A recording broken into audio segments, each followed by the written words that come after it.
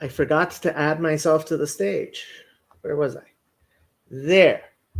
And this is Lucky. Say hi, Lucky. Do you see yourself?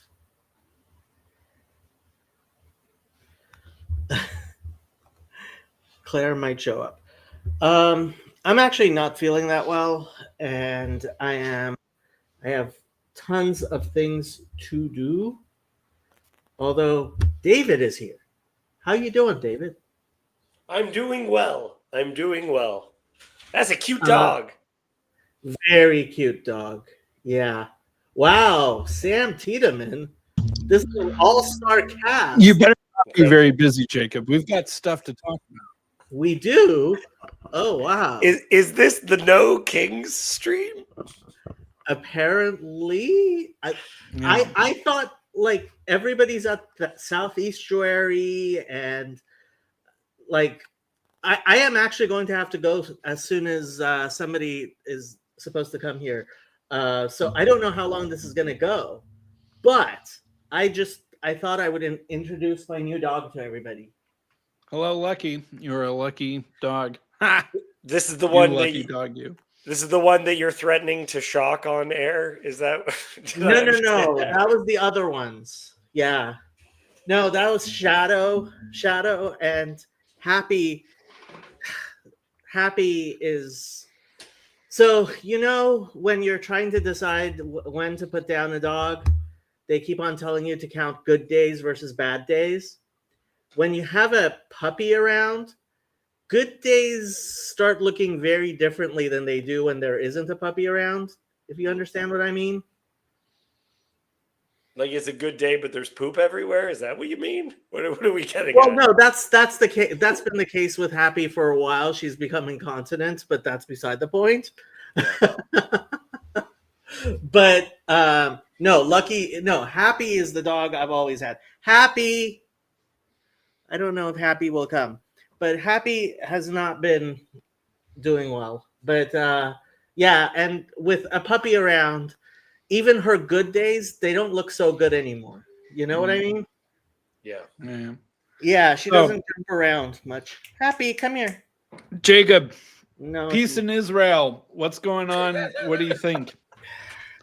I was just listening to the New York Times being absolutely ridiculous. I have to say, I also recently listened to when you were talking with Nate, Sam. Nate Heil, when we talked No, about no, Christian. no. The Nathan Ormond. Oh, Yeah, and it was like, I'm sorry, but on the internet, incredibly stupid people say incredibly stupid things in front of very, very smart people, and there's something that's like equalizes them where like the stupidity, and if you say stupid things quite confidently, as Nathan Ormond always does, then it makes you sound like you maybe know what you're talking about. Now, for well, anybody, I'm glad to be among stupid peers here where we don't have that problem with each other. that doesn't happen on my thing because I'll kick people off. But Sam was second author on 2 studies on COVID, one in the Journal of American Medical Association and one in the British Journal of Medical Association. And it's like, and Nathan Ormond is like telling you about science, and it's like, oh my God, how am I listening to somebody talking to Sam Tiedemann like this? Well, apparently the only reason that I think that the UK is on the edge of civil war is because Saudi money. And but I mean, I really want to learn from Nathan his mental strategy of avoiding being influenced by Saudi money, because apparently I'm really susceptible to this. So he didn't give me his clue of how come what he listens to allows him to know the truth. Tell you. Whereas when I listen to stuff, I'm just brainwashed. Sam, there's a 100% way of stopping being influenced by anyone, which is complete mental retardation. If you are incapable of comprehending anything, then you will not be influenced. That I hadn't tried that yet. Great advice. Thanks, Jacob. I never would have thought of that. Nathan has perfected this method. He is. I must learn his ways. Yeah, He this is.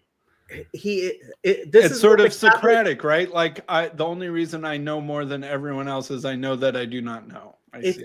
It's what the Catholics call invincible ignorance, Yeah. right? And as the Catholics will tell you, someone with invincible ignorance is automatically saved without Jesus. Yeah. Well, that's good news. All right. Yeah. Well, so there's hope for Nathan's soul after all. That's very encouraging. So Jacob, what is it that you think of Israel and all this business? Because honestly, I find the whole Israel Gaza thing very difficult to make sense of or to know who to trust. Because I'm just convinced I'm just being fed Saudi money. And so, but no, in all honesty, I do find this situation incredibly difficult to know who to trust and how to make sense. There's nobody you can trust. Yeah. That's the problem. There is nobody you can trust. That's so, Jacob, I really appreciate you saying that, because that's the way I've been feeling. And I'm like, does that just mean that I don't know what I'm looking at? Or is that actually, that's the correct answer? That is the correct answer. Look, wonderful. This has been our problem for pretty much 8 years, which is our communal organisms of sense making, right? Mechanisms that we use as a society to understand what is going on in the world has been completely and utterly shattered by stupidity. The New York Times is like, I was listening to the New York Times and it was just so disgusting. Question: was it Ross Douthat or was it the New York Times? Because those two things need to be split apart. If it's Ross Douthat is trustworthy, anyone else? Then, Ross doesn't do a bad job. Actually, he just dropped an interview with Amy Coney Barrett. Yeah, it was actually kind of boring because there was like 10 questions where Amy was like, "Actually, I can't answer that right now." Yeah, sorry, I can't answer that question. Look, people get surprised that Supreme Court justices do interviews. They've always done interviews. They speak publicly. There's a reason nobody ever watches them. It's because they're not allowed to say anything. Yeah. So it wasn't the most interesting interview. Yeah, I feel like I didn't learn a ton, but I, as much as I hate to say it, because frankly she's Look, Bari Weiss is smarter than I am, but she's not of the caliber of someone I want to actually like. She's not your caliber, Sam. Thanks, but I don't claim to. Well, first off, I haven't been given hundreds of millions of dollars to run CBS News, so she clearly is doing something that I am not doing. But I generally respect her, but she has her obvious blind spots too. Yeah. Her wife is actually the smarter of the two, and she has a bit of a clan around her who's she's the type of person who would not exist without the support structure that she has, because she's not the independent mind. Well, all of us need our support networks, and networks are oftentimes just as valuable as a person. Yeah. And I mean, her views on anti-Semitism, I thought her book was idiotic. I thought I very much disagree with much of what she says about Zionism. But one thing that apparently she arranged was Hillary Clinton and Condoleezza Rice together on a CBS interview talking about the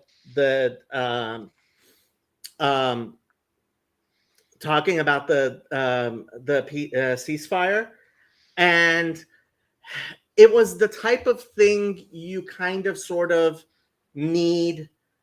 Okay, this is what the Democratic establishment and this is what the Republican establishment think of this ceasefire. It was very thin gruel, but at least it was something that is actually informative to the average American, I would say. So, and it was only like a half an hour long. But as far as this ceasefire goes, I was shocked that Hamas was willing to let go all of the hostages. It means that Bibi Netanyahu is a lot more brilliant than I gave him credit for. Because, frankly, I do not understand how he humbled Hamas enough that they were willing to give up the hostages. I have to imagine that lots of the other Muslim countries were putting pressure on Hamas, or at least not giving them the lifelines and support that they expected and hoped for, and that I have to imagine they felt out of options. They were definitely out of options. I don't know that. I mean, which countries were? I mean, other than Iran, Iran supports Hamas, right? Turkey a little bit. I mean, they'll at least, but it seems like even Erdogan was like, "Yeah, shut up, guys, you're done. Well, I don't want anything to do with this." Yeah, and I mean the absolute bloodbath, the expected bloodbath, is so. This is and I've been saying this for a while. Mohammed bin Salman, the Crown Prince of Saudi Arabia, is ruthless, shrewd, and incredibly powerful. And overconfident, I would say. I don't know about that. Well, a stupid city is a mark of something. What do you mean? His the city that he's trying to build by the Red Sea. Yeah, I think that city is gonna. I think that's part of why Gaza is happening. How do you mean? So there is an idea that that apparently India, Saudi Arabia, and some other countries, including Israel and the United States, seem to have agreed to, which is that in order to, and at least some of Europe, in order to bypass Turkey and weaken China, there is going to be a sort of trade route going land route instead of the Suez Canal.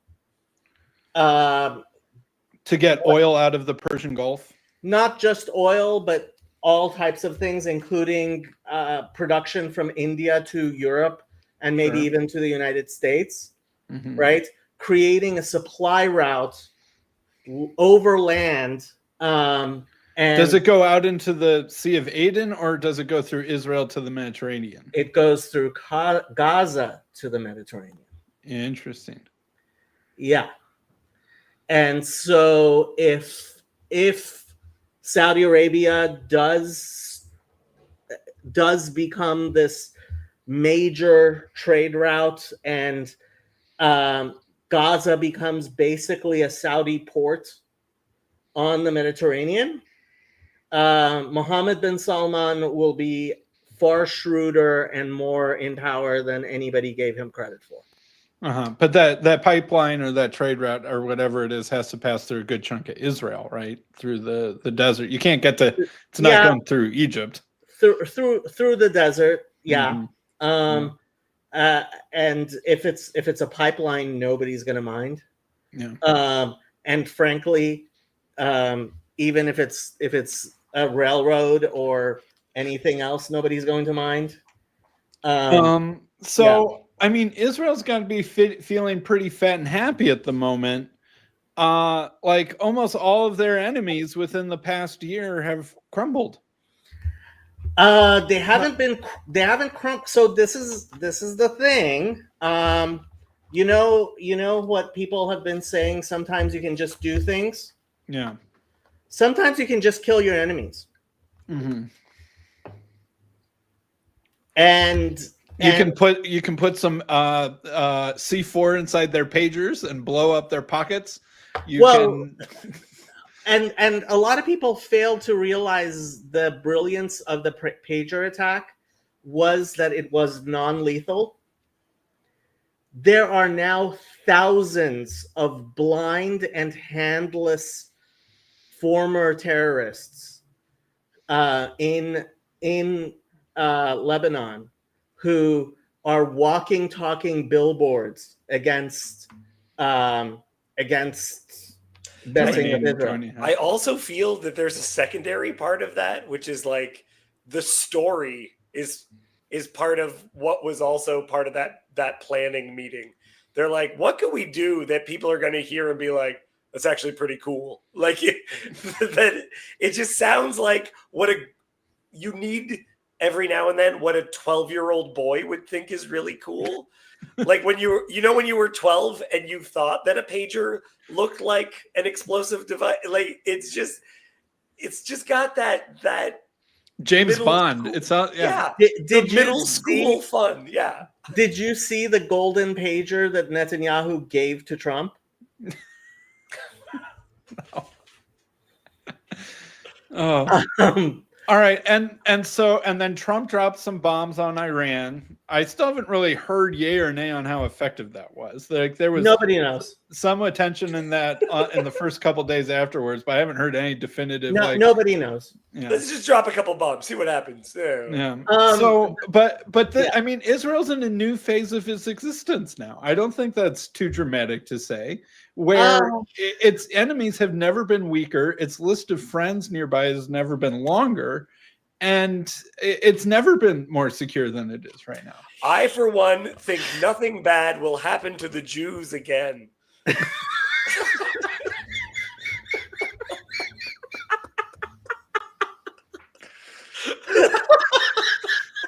I wish that wasn't funny. Oh, I'm sorry. Oh, I so wish that wasn't funny. So Israel has never been militarily stronger. Its reputation has never been better among authoritarians and non-Christian societies. When it comes to Muslims, the people who are yelling I'm being genocided generally are not the people that anybody just a second, somebody wants to come on, you'll never guess who, and it's not Rod Hare, unfortunately. What did Rod say? My theory of the Mideast is everyone wants a Formula One race. Yeah, Formula One. The Middle East does love watching car racing. I guess I don't understand exactly. What they like doing that thing where they like slide on their shoes. Have you ever seen that? It's crazy. And camel racing, and hunting rabbits in the desert with falcons, and other fun activities. Yeah. What were we talking about? Israel's reputation. Sorry. The thing is, if you believe Europe and European Christian society runs the world, which you could believe that, then maybe Israel is actually not doing so well. In the popular opinion hive consciousness sort of thing. Yeah. And part of me wonders if that will fade off. Since Israel might not need to be in war or fighting people for a while, give it a year or two and it might just totally chill down, and the Palestinian cause will become like, remember when people used to like free Tibet? Remember when that was like a thing? Yeah. And people would have free Tibet bumper stickers, and everyone was all about freeing Tibet from China and the Dalai Lama and Tibetan Buddhism and, yada, yada, yada, yada. When's the last time you saw a free Tibet bumper sticker? Right. I live in Los Angeles, so That's not saying much. Except if you saw a free Tibet bumper sticker, it would be on a Subaru or a Toyota Prius that was at least 10 years old. And but you know what I mean? Like sometimes the cause and the liberal hive mind can fade away and move on to something else. Do you think that there's a chance that Israel could become cool? Like, and I mean that as like a real question. No. No, not okay. not unless no-hidism actually starts. No one's going to use klezmer music. Yeah. Maybe. Yeah. Here's another thing that I don't understand about why the far right doesn't like Israel. Isn't it obvious that Israel's like the most based country by any measure of how one would define based? Like if we made a list of traits that make one based, which country would do better than Israel on the list of basedness? So you should understand this better than most people working at Google. Based means how likely. Allegedly. He's allegedly working there. Yeah. I'm just from the 3-letter agency keeping eyes on this corner of the internet. Yeah. Based is defined by how likely are you to be caught by a moderator at Google and be punished.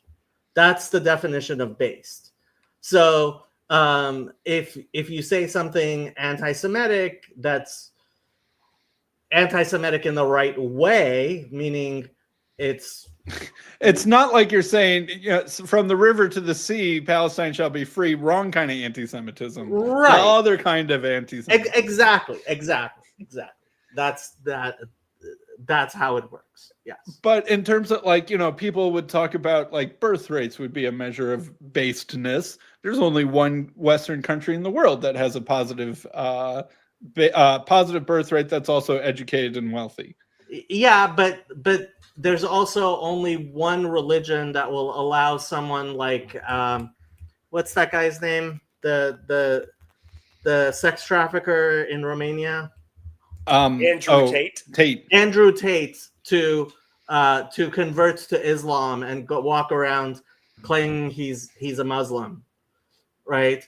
Like he can't do that with Judaism. So you're getting. I don't understand the point. Andrew Tate is now supposedly a Muslim, right? And so you get these manosphere type people on the right who feel like they are Muslim adjacent, and that the Muslims and the Christians can unite against the Jews. Why not just unite with the Jews? What's wrong with having them as part of the uniting based thingy? Did I ever tell you about when I became a Mason? No. Please tell me about your time as a Mason. I mean, you will be tripping the heck out of Grim Grizz and other people by admitting that. But sorry, I know you're a Mason because we see each other at the meetings. But please, I thought it just came with being bar mitzvahed. Is that not? So when I was in high school, they do two separate now. Okay. Cool. When I was in high school, I kept on reading all these things talking about the Masons running the world, and I never understood why people who believe that Jews run the world didn't just convert to Judaism. Join you can't beat them, join them. And I'm like, so, like, if the Masons run the world, why aren't I joining? So I tried joining the Masons, and they don't run the world, unfortunately. Yes. No. I'm interested, Sam, because you've been delving into the founding father, and the therapeutic deism and everything that does overlap with Masonism, but you didn't really talk too much about it. I did. I mean, I can't cover everything, but I mean, the Mason stuff crossed my mind, but I think that, I mean, right now the Masons are in demographic free fall, and are like basically the same as like the Elks Club or Rotary or all those other sorts of kind of old man fraternity things, and they would be desperate to have anybody, and they have influence over basically nothing, and they have all these buildings that they probably can't pay to take care of anymore. But once upon a time, I mean, it was interesting. I've been listening to The Rest is History, and they're talking about like what's his name, Lord Nelson and Naples, and like that kind of early 1800s, the British in the Mediterranean Sea fighting Napoleon. And so they're talking about how in Naples there was like some pro-French revolutionary people, and really it was the network that held them together was the Masons. And I do think that once upon a time there really was a strong network of Masons across countries who were kind of pro-enlightenment, pro-liberalism, that sort of thing. And that it was kind of the network that was able to not be in any particular country that helped support those sort of ideas. But they were also kind of like a semi-Gnostic cult. And that it is weird that all of these sorts of founding father types were like, you know, anti-superstition, very pro-reason, very kind of, you know, anti-papacy and all that sort of stuff. And then they have all these weird rituals that they do and don't tell people about. I agree, it's a little bit strange. But I was wondering, is there a little bit of, like, I'm sure people associate you with Masons because I talk about the founding fathers a lot. For the record, the Adamses didn't like the Masons. No, I know they had the anti-Mason party, right? Yes. That's yeah. They actually, not just a little bit distrusted. Yeah, like, no, they actively resisting of Masonic. But at the same time, you can still get excommunicated from the CRC for being a Mason and the Catholic Church as well, for the record. But part of the reason why was that a lot of the people who were involved in the Mason, like, involved in that organization, they would be inching their way. I think a lot of people worried they were inching their way towards you, Sam, and that's like, depending on what they would feel that, okay, you're starting to reject the Trinity, maybe that it would be more Unitarianism, and like, but it would be hush hush about that. Mm-hmm. And I mean, they kind of had that vague sort of higher power sense of God, right? Almost a little bit like Alcoholics Anonymous, where it was sort of like a monotheistic God of your own understanding, such that it could be pan-denominational.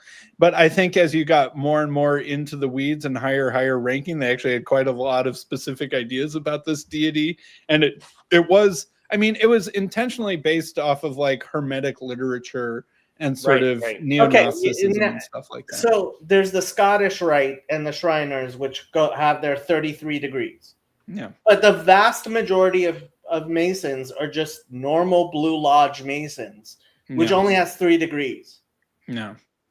And so there's you have to separate the lore from what is actually going on usually, which is a bunch of guys getting together on Wednesdays and having beers and going camping. Yeah. Like just a regular fraternity, like, you know. Yeah.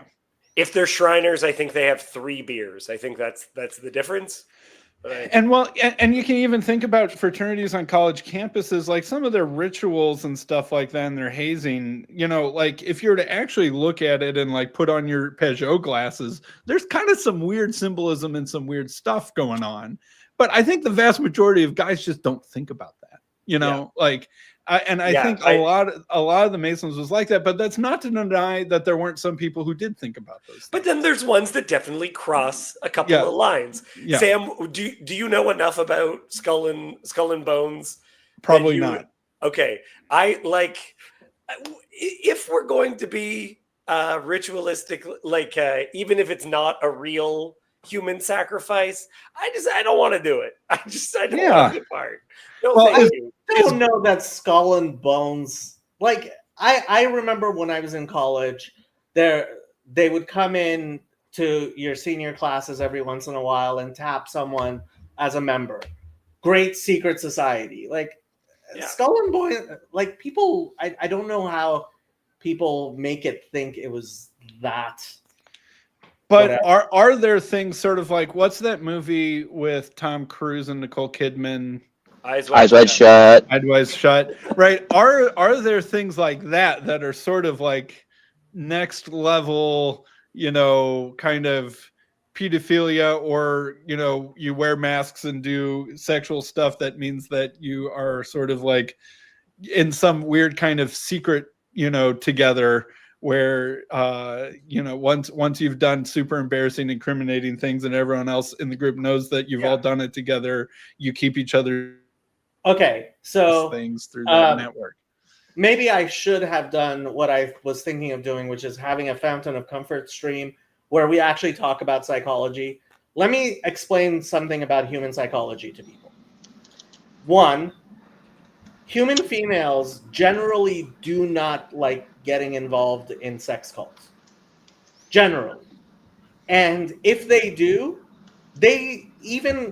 females in sex cults generally end up being monogamous. Like it's a polygamous situation, but the women tend to be monogamous, right? Second, men are very rivalrous, and so like this idea of a sex cult actually functioning goes completely against actual human behavior. Statistically. Yeah. So but there are outliers, right?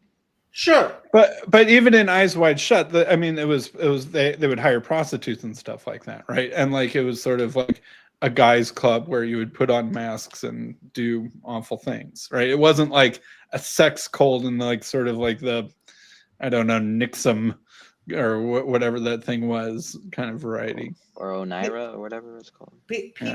People way over think these things. Like I'm sorry. Okay, I'm sorry. Can we back to the Masons? Can I just defend conspiracy thinking for 1 second? Sure. For just one moment. Okay, so during a time like Kevin Spacey, while he was friends with Jeffrey Epstein, made a movie, and the basis of the movie was that we were rooting for him hooking up with a teenager. And it won an Oscar, and people were cheering for it. And that movie lectured you about having conservative sexual values. It said that the only reason, that same movie that was rooting for Kevin Spacey hooking up with a high school student also said, if you are against gay marriage, it's because you're homophobic. That was a major, or if you're against gay marriage, it's because you're gay. You're only homophobic because you're closeted. Okay, I have news for you. It won an Oscar. I have big, huge news for you. Yeah. Hollywood consists and has for 100 years consisted of people who, from the rest of the United States, were not very successful, were usually more good-looking than other people around them, moving to a city they knew nothing about. They had no actual way of supporting themselves or protecting themselves, and then being sexually both the men, by the way, like any major leading star from 50 years or more that you have heard of had sex with the director. That includes the males. Yeah. Okay? Like that was just a thing. Boogie Nights. Pretty much, right? So was Harvey Weinstein or Weinstein? It's Weinstein. Yeah, the most preposterous thing is that somehow people thought that we got rid of it with Harvey Weinstein. Yeah. It's like Harvey Weinstein was the only person at that level that received any criticism.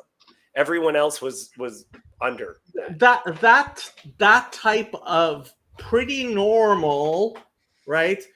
Rich, powerful men behaving badly with young, good-looking, and weak people. Like that's been going on for thousands of years. That's not conspiracy thinking. That's just a fact. Right. But like to say something like, yes, John multiple- Wayne probably did have to have sex in order to get his roles. Sorry, people. To shatter all your I'm shattered. I'm image. shattered. just- How did we get to this place? We were talking about if- Jews controlling everything, right? And that's how we got to. Well, and it's okay. So, I mean, part of it is, and this is semi-related to Masons and all this other stuff, but it's going back to part of the Skull and Bones thing is because that they're instrumental in establishing the CIA. Is that you find within these secret societies that already exist, fraternities have people that trust each other. Yeah. And so because they trust each other, they say, okay, we're going to do this. But then at a certain point, you have the same week on, what was it, Fox and Friends or whatever, where George W. Bush and John Kerry are both asked, you were both part of Skull and Bones, the secret society. And both of them just faces go blank and say, it's so secret, we can't talk about it. And we just go, oh, okay. We're just, I have a problem saying I know what happened, but there's some things that seem suspicious, right? You're not even like curious. They can't be organized, Jacob. Honestly, the fact that now people have camcorders in their pockets all the time has really changed the possibility of anybody doing any of this stuff. Well, so that's I think that's actually, fair. if you follow what Eric Weinstein says about his opinions on Epstein is that what he sold was silence, was secrecy, not sex. Because he's like, rich people can get people to have sex with them, but they can't get them to stop talking about it. That's the real thing that he sold was secrecy about it, right?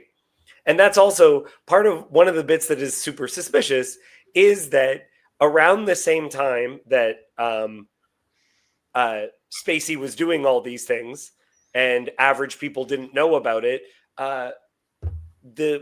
Family Guy has a bit where Stewie accepts a bribe from Brian, and all of a sudden it just like cuts to him running naked through a food court, and he says, "Help, I've just escaped Kevin Spacey's basement," and keeps running.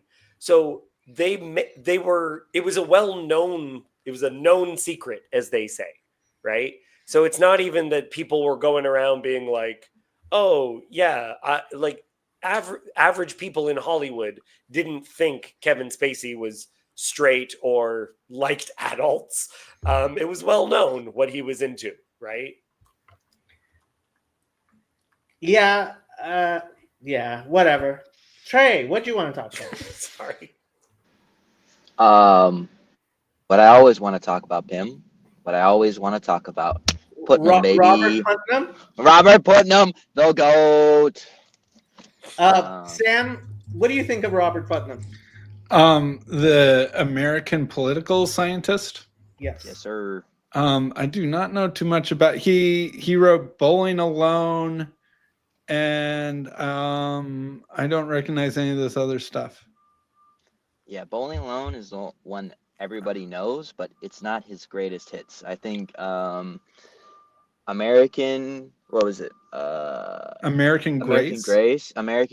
and then I'm slowly going through the Upswing, which is probably the more interesting part, I guess, to say. And his hypothesis, pretty much, is that basically the thing that keeps society together is not like economic reform or any of these things, but it's the joining of groups, basically being in groups, being in clubs, being in the Masons and all that stuff. So I'm just doing a check to see everybody. Is everybody joined at least 3 groups? Are they participating in groups? Does Estuary count as a group? Estuary does count as a group. Yep. I don't count Estuary as a group. I mean, it is funny. Estuary is part. I do think part of the reason why it's had even the traction that it has is sort of the vacuum left behind by some of those sorts of things. Unless you're paying monthly dues, you can forget it. Oh yeah, great. I'm part of a church and 2 community theaters. I think that's my Great. 3. You're putting them pill. See, I don't even know how I did that. Ooh. There we go. Oh wow. I don't know. No, it doesn't work for me. It only works for because me. You don't have an iPhone. Oh, yeah. But I thought, oh, that's not real. I can't just point and fine. Chicago is excommunicated from the ElseNet, the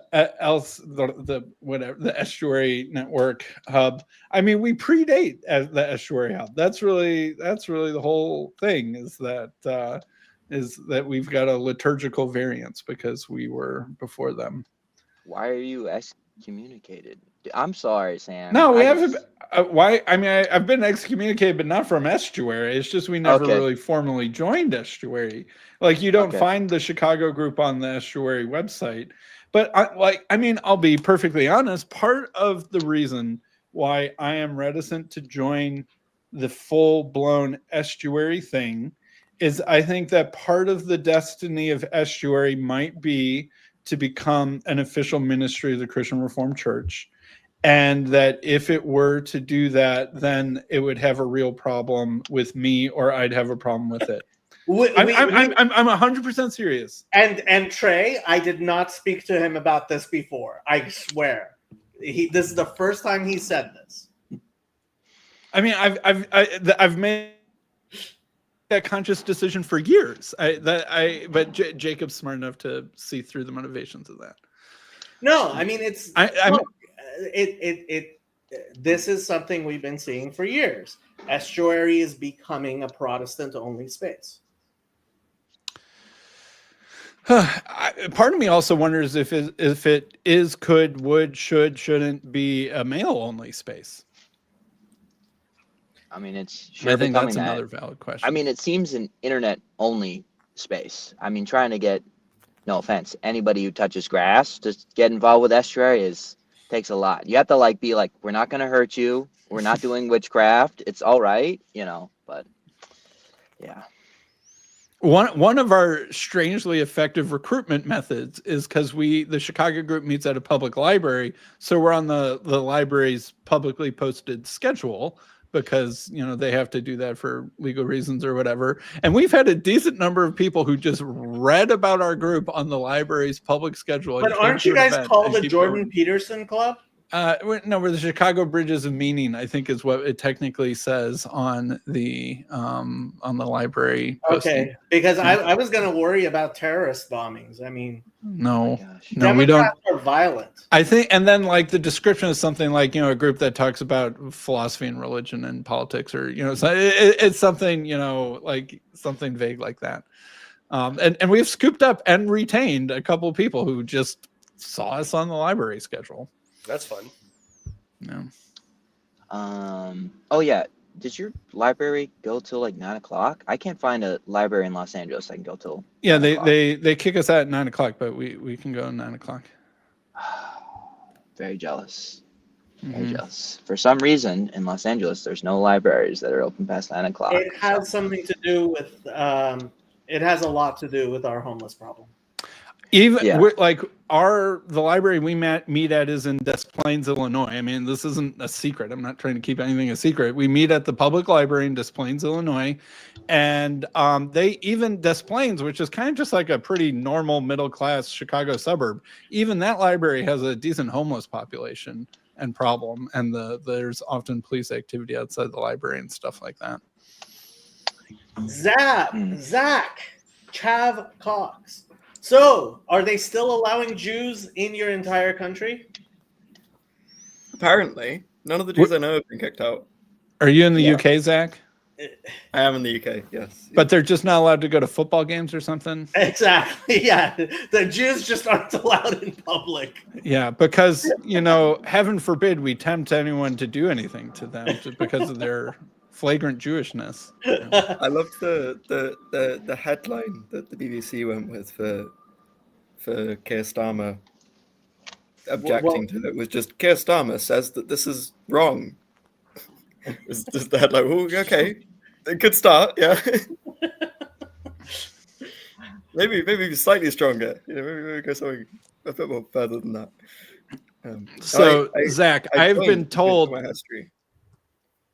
Zach, Um, I've been told that the only reason I believe that the UK has any problems is because I've been brainwashed by Saudi money. I'm wondering if you, as an actual resident of the UK, have any thoughts on this to help bypass my my brainwashing. I don't know. I wouldn't know because I take a lot of Saudi money, obviously. So Oh, never mind. We'll have to ask someone else. Can I ask this question? I'd like, what is Nathan Ormond's deal? Like, what actually is? I'm trying to piece it together. It's very Shalom, Rabbi. Good to have you here. It's very simple. He is the poster boy for Dunning-Kruger. Okay. Yeah, but why does he find time or energy or enjoyment sticking around? Because places? he probably actually is like a YouTuber by profession, right?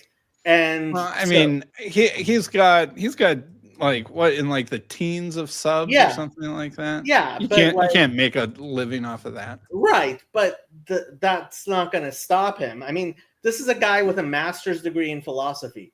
I don't know if it's the same in the UK, but in the United States, you get a master's degree in philosophy if you flunk out of a PhD program in philosophy. Speaking as a man with a master's degree in philosophy, yes, I didn't get that from flunking out of a PhD. Okay, so maybe it's not the same in no. the So the way that American PhDs work kind of has like a master's within the PhD. Like when you apply to grad school, like as a thing. In the UK, it's very separated out. You apply for a master's degree, and it'll be like a 1 or 2 year course, and you apply for a PhD totally separately, and you go straight into doing your research project. There's no like preliminary bit to it. So they're very separated out to different things that you apply for. So what the one scene I always think about when Nathan Ormond comes up is he was talking to John Vervaeke, who very graciously decided to talk to him. And he starts saying how he knows enough math to know that the things that John Vervaeke calls combinatorially explosive are not actually combinatorially explosive, which literally dumbfounded John Vervaeke, because they are literally combinatorially explosive. Yeah. And it's like when you condescend to John Vervaeke by claiming to know math and not knowing math. I forget all the details of Nathan's story, but it was something like he did become fundamentalist Christian for a while and then burnt out on that. I wouldn't believe anything that. And I mean, I don't remember all the details, but he has been around in and out for a while. And I believe he's been kicked out of the Discord at least once, perhaps more than once, back in the Joey days. And yeah. I mean, I try to be respectful to whoever I'm talking to, and I try not to say too many things about people behind their back that I wouldn't say to their face. But I have said this and more to his face. I've no doubt, Jacob. I've no doubt anything that there is no difference between Jacob behind closed doors and people's faces. That is one of your strengths and weaknesses simultaneously. I've only actually. There is one exception. There is one exception. If somebody is in help of clinical mental health, I will not treat them as how they deserve to be treated. I am not aware that let's put it this way. If he does need mental health, treating him respectfully is not going to help him get it. So, yeah. Yeah, sorry. I've only encountered him within the last 2 weeks. I had no interactions with him before, and I was like, who is this guy? He seems to be around for years. He seems to have a renewed interest in Mark Parker's streams. Yes. Yeah. Well, actually, Tim Grogan is in a very similar position.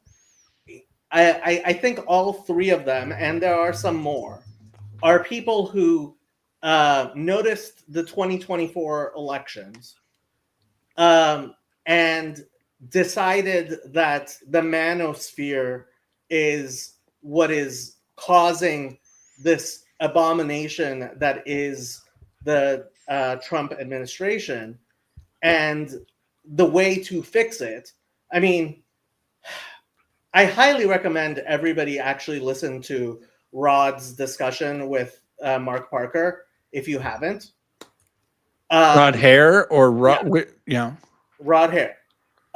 Which honestly, I felt so bad for Rod because the way Mark was acting was so cluelessly like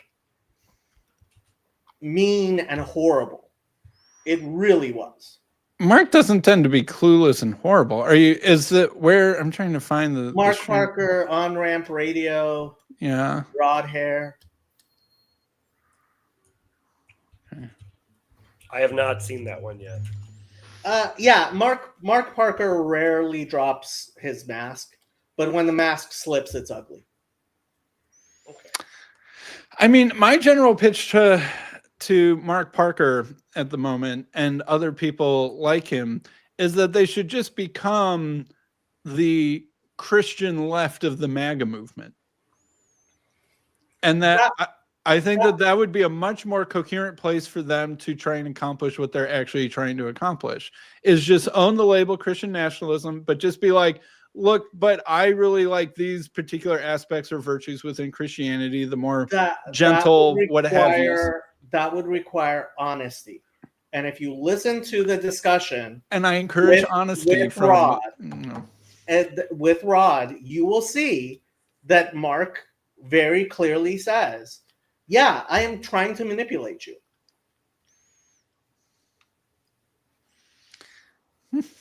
I'll have to watch that. Yeah. I will admit to having a soft spot for Mark Parker. He has always treated me well, and he has even taken my Unitarian content more seriously than very few other people have, and actually engaged with it, which is rare among other Christians in the corner.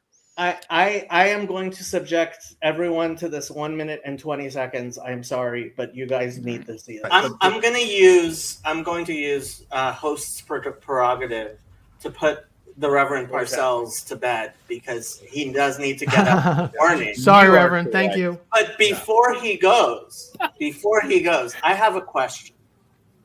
Let's say, God forbid, that I were to burn somebody at the stake for not being a Trinitarian, and I did not repent of that. Is that a salvation issue?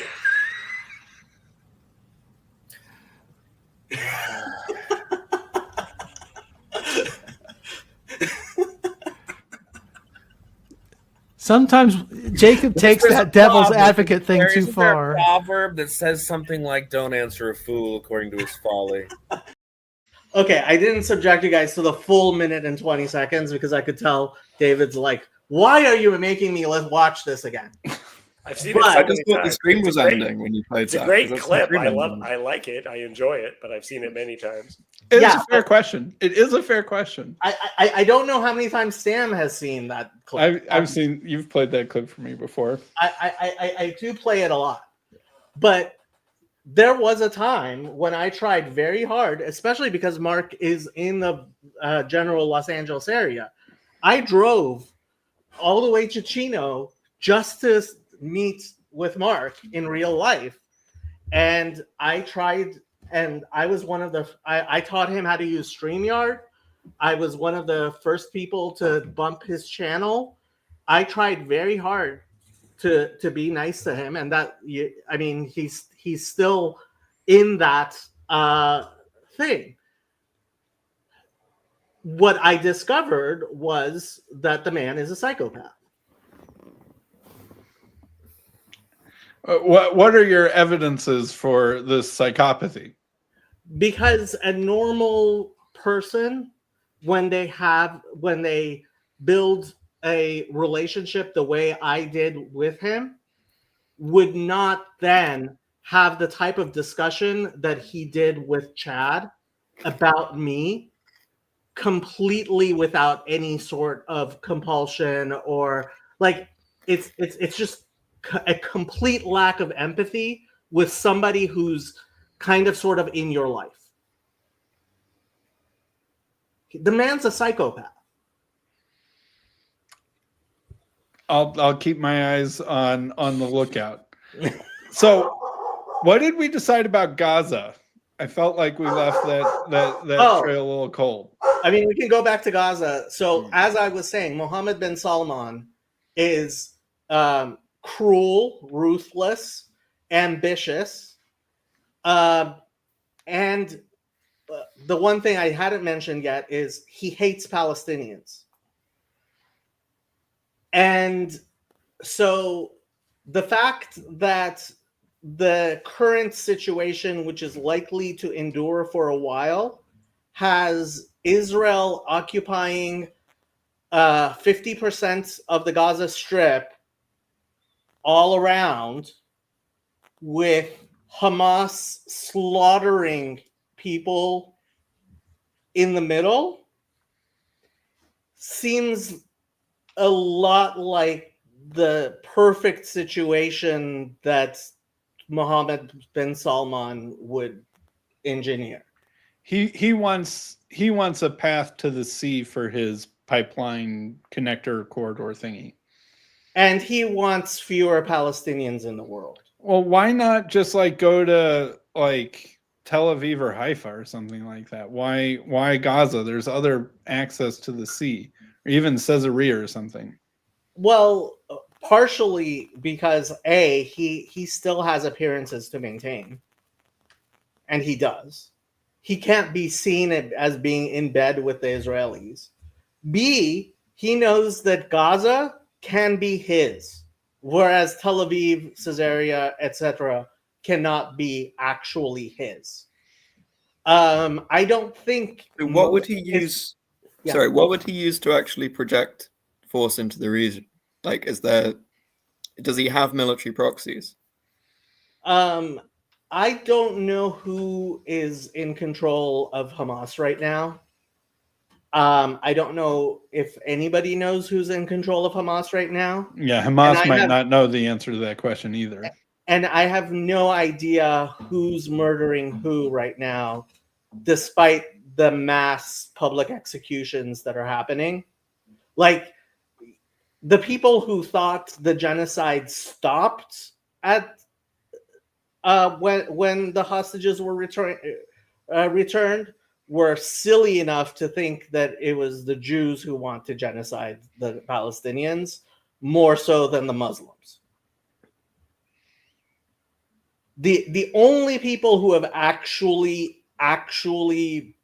like massacred en masse Palestinians have been Lebanese Christians, Jordanian Muslims, and other Palestinians.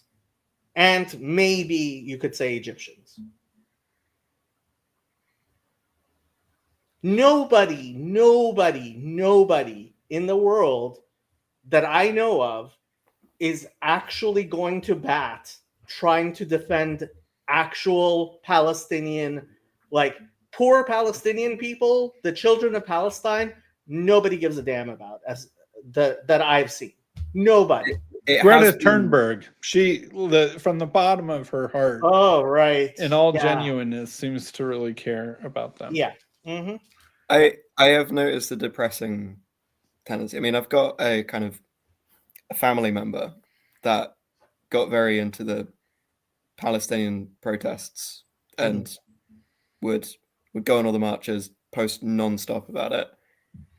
And I haven't heard a wink from her at all since the ceasefire and since Hamas started being the one doing the murdering. What do you think is like this? How would you make sense of a person like that and their motivations and their actions? There are two types of people there. There are people who are useful idiots who seriously are NPCs. They just don't think about what's going on enough to understand and ask the obvious question. If you care about Palestinian children, why don't you want to evacuate them from the war zone? Right? Then there are the people who are actual genuine leftists who want to see the revolution and they want to see a globalization of the Intifada. And those people generally believe you can't make omelets without breaking a few eggs. I mean, it's the Marxist, you need to get things worse before things get better sort of thing. Yeah. No. I'm still disappointed that my peace plan, which I announced on your channel once upon a time, was not adopted. What was my peace plan? So there is a peninsula right in Malaysia, right near Singapore, called Forest City. That was built by Chinese developers, and it has maybe somewhere around 1 million or so empty units because China's the sort of thing that's just like, we're going to build the ultimate vacation destination here. Somehow I have like $1 billion to do this with, and I built it without any customers actually having bought anything.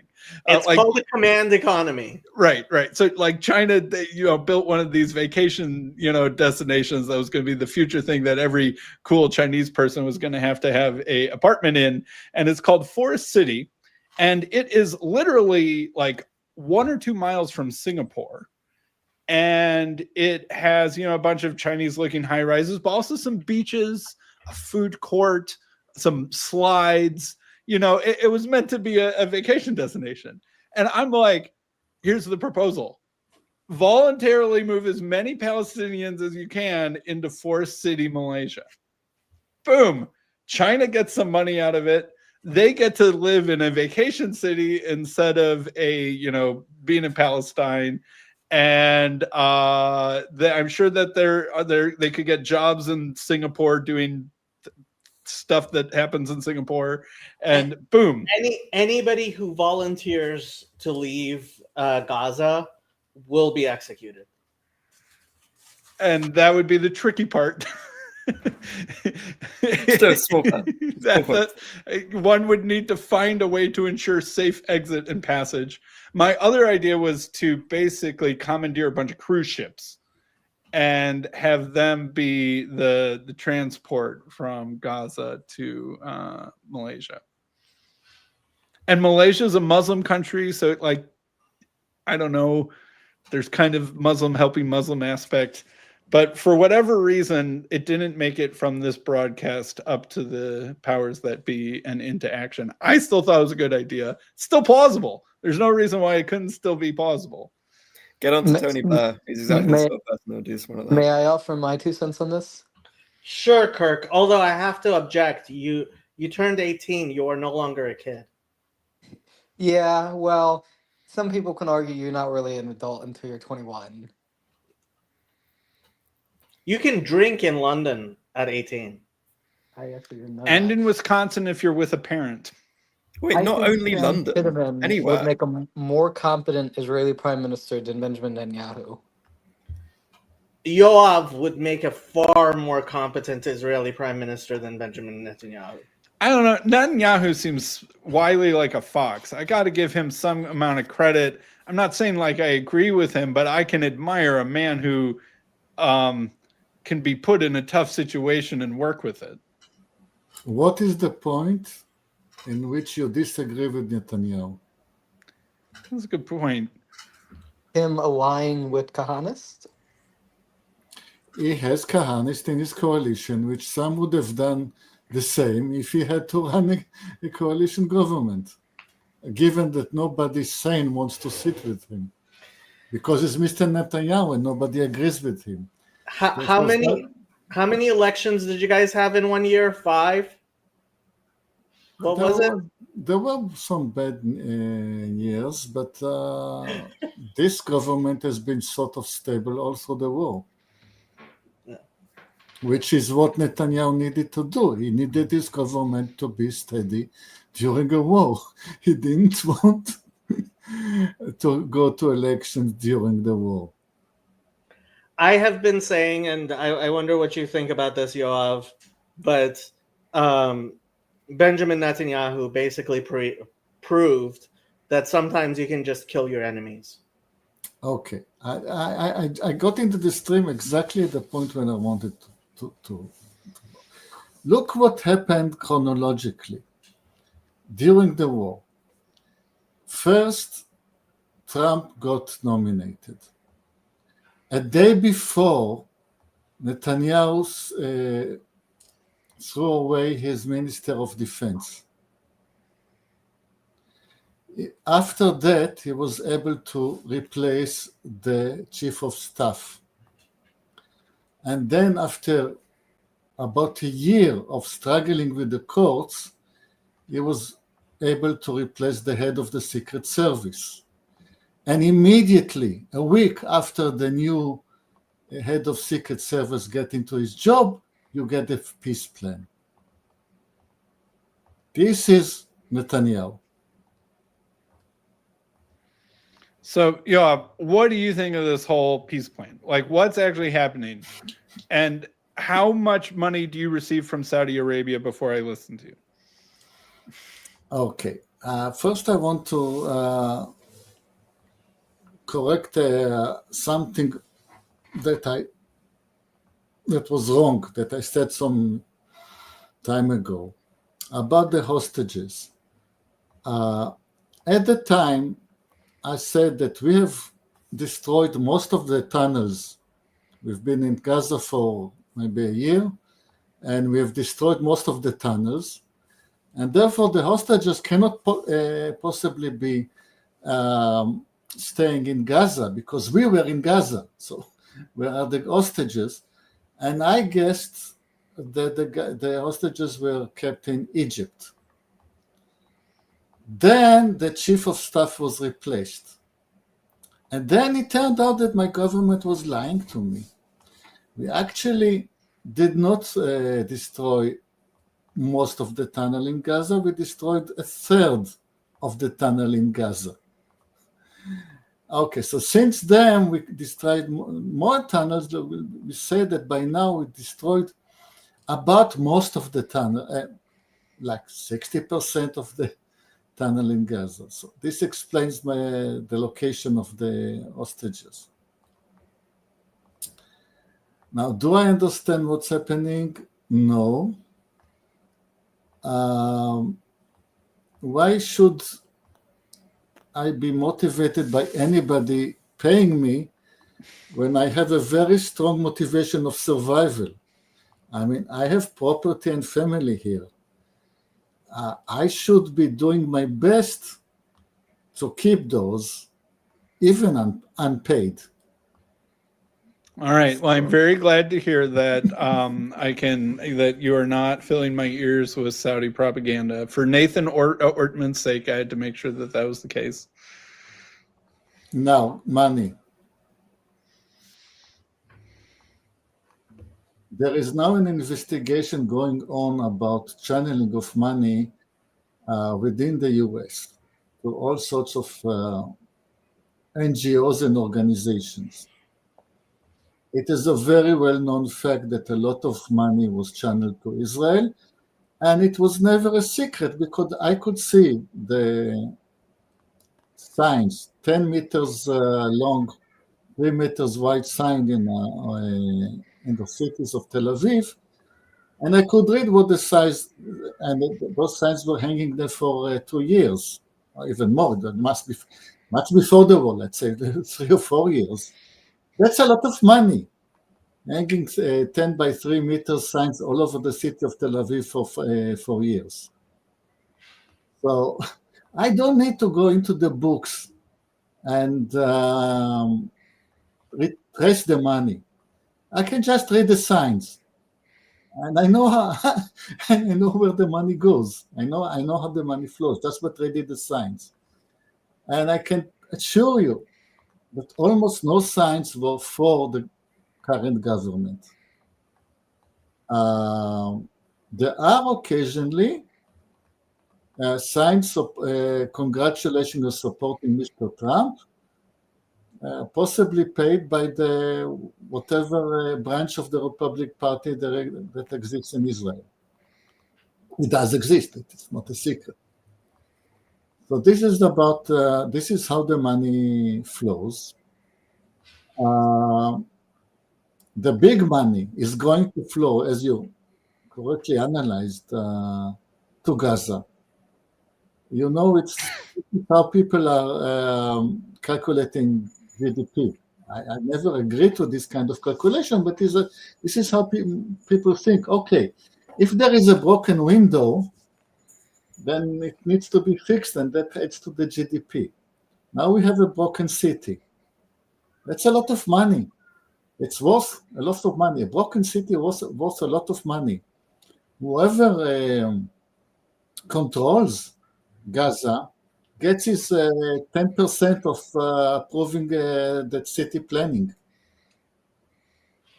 10% of building a new city is a lot of money.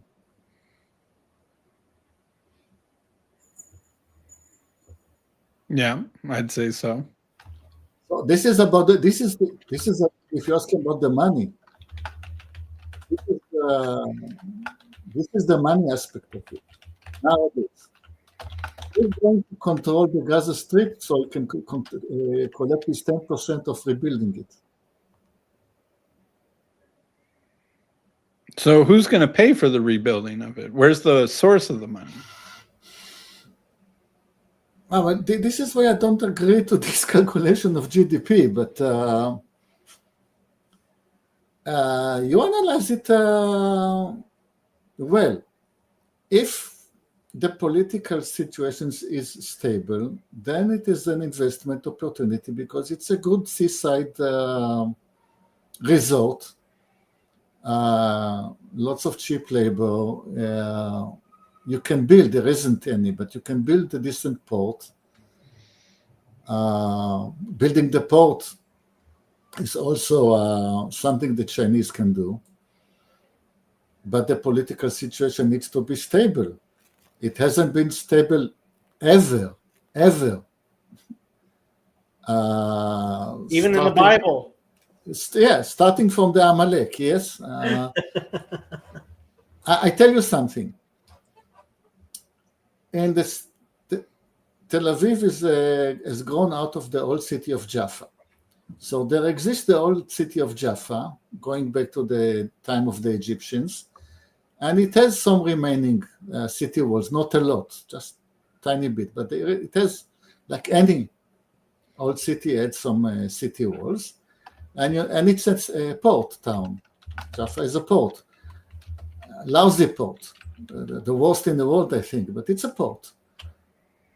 Do you know that in Dutch, there is a curse, sailor's curse, go to Jaffa port, because it was considered by those very well-versed navigators the worst port in the world.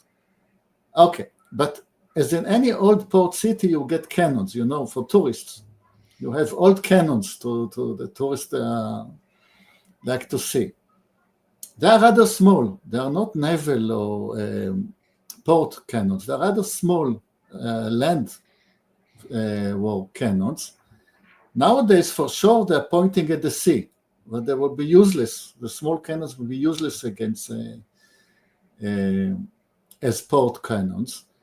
They used to be on the walls of the city of Jaffa, pointing inwards into the landwards, because at the time of the Ottoman Empire, that's before the British rule, that was the hundreds of years the region was controlled by the Ottoman Empire.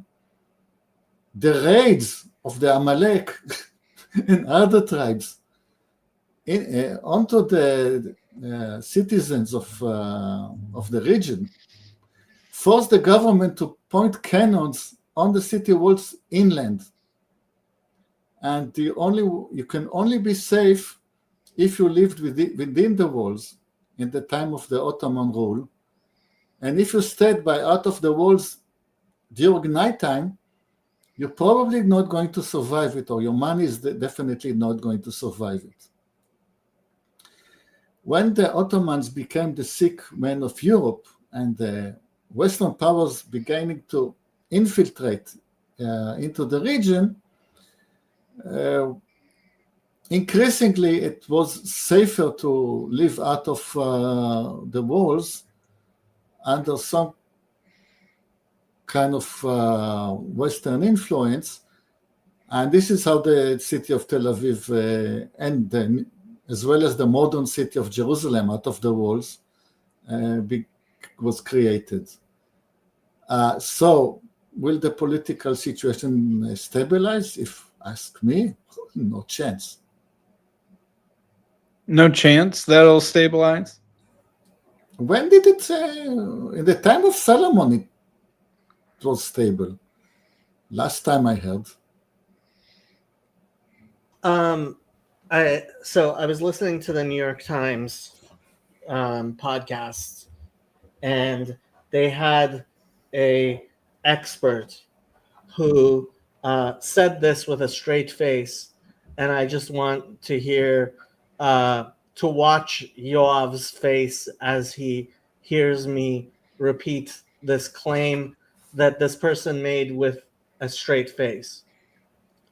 She said, Israel has bombed 90% of the agricultural land in Gaza, making sure that Gaza is now dependent on Israel for food.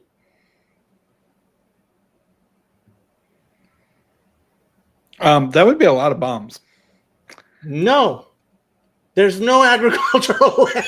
I'm looking at very little agriculture. I'm looking at it now. I mean, obviously Gaza's pretty densely packed, but there are parts of it that aren't, especially down here in the Southwest. There's tons of Gaza these does not greenhouses produce things. enough food for 2 million people. Obviously, I agree with that. They cannot yeah. feed themselves, but No. I mean, they've got more than zero agriculture. Yeah, it's more than zero. It's quite substantial. But it would take, they did have agriculture, and to remind you, there were very developed Jewish agriculture. Yes, there was. In With Gaza. greenhouses, yes. Yes, there was once upon a time. But no, they cannot support themselves, as I think Israel cannot support itself, coming to admit it. But it takes a ton of bombs to destroy agriculture. Like, Okay, you have to like drop one every like 10 feet or something, like nuts. Like, you know, the amount of firepower it would take to destroy the agriculture of an area is ludicrous. No, you cannot destroy agriculture because you can still sow next year. I mean, yeah, it's like, okay, so you helped plow my field, right? You overturned some of the dirt. Yeah, the economical situation was like that. After the Jews were evacuated out of the Gaza Strip, there was lively commerce between Gaza and Israel. So, for example, I had a house renovated by a worker that came from Gaza, and I had let them into my house and work without any problem. And there was the textile industry, and there would, if you wanted to get good cheap stuff in Tel Aviv, you buy shops that were selling Gazan stuff. But then the Gazan got into the habit of killing people, and commerce increasingly dwindled until we got to what is called the siege of Gaza. When we just erected a fence and we said, well, we don't want you to kill us anymore. It's quite unpleasant. So now there is no commerce. They are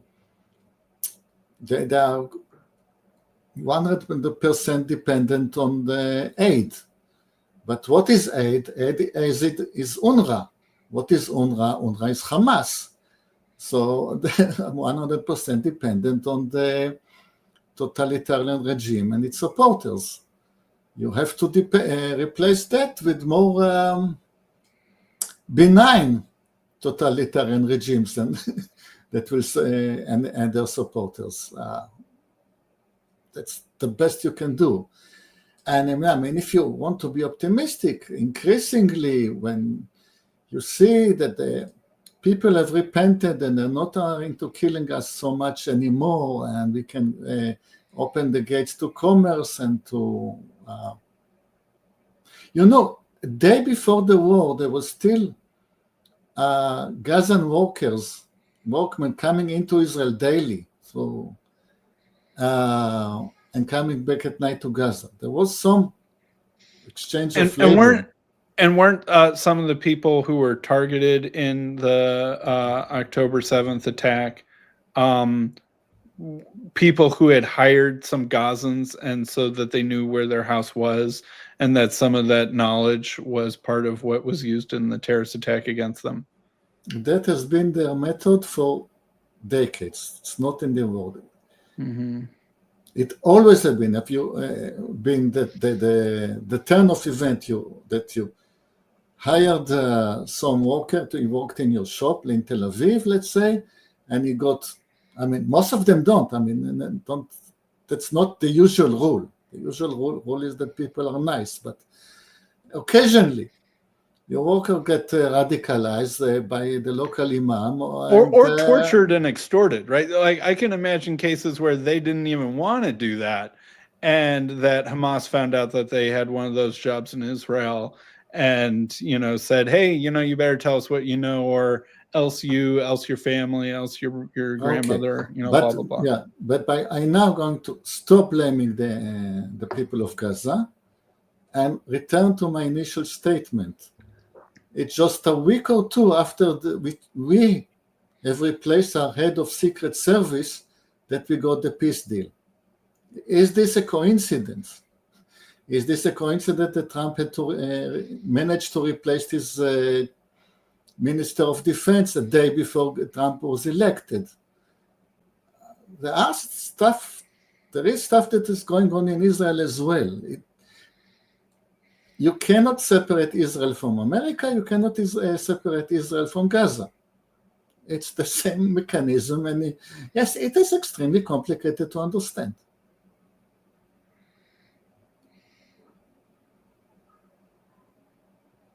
I think what Yoav is trying to say, without explicitly saying, is that it wasn't merely a question of whether Hamas wanted the ceasefire. This answer to Yon God. There was an Einstrack on Hamas leaders in Qatar. Yon God asked me whether I think that was a success.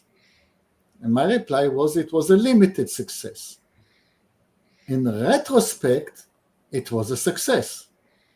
Because by coincidence, a month later, you got a peace deal. There are two narratives coming out about that. One of them is it made all of the other Arab nations very unhappy with Israel, making Trump very unhappy with Israel, and Trump forced Israel to accept the ceasefire. And there's no way Israel would have done that without U.S. permission. And the story coming out of Netanyahu's camp is that, Netanyahu and Trump were wink, wink, nod, nod, angry at each other. And Trump basically said tish, tish, right, in response for them, sending missiles at a tacit U.S. ally in a country that has one of the largest U.S. military bases in the world. The evidence against that is the humiliating sight of Bibi Netanyahu calling Qatar and reading verbatim a statement of apology in the Middle East is not for the first time. He has done this before. Really? I didn't know that. When did he do this before? We once tried to assassinate some some terrorist leader in Jordan, Uh-huh. and we got caught. Right. Yeah. And This was a long time ago, wasn't it? yes, but it was under Netanyahu. Netanyahu is an old fox. And Netanyahu had to humbly walk that back in even a more humiliating way. He takes the risk. And look at in his position. He's fighting for the survival and the future of Israel. He's ready to take the humiliation as much as it needs to take. You believe he has Mesirut Nefesh, which is a spirit of sacrifice that I personally have a very hard time believing Benjamin Netanyahu has. Well, if you're in politics for decades, you have to be ready to take the blows once in a while. You expect to win 9 out of 10, but you have to accept that the blow when it comes.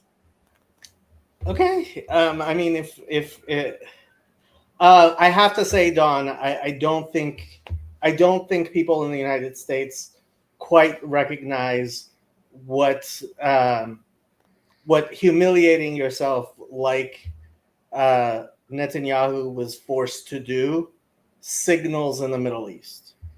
And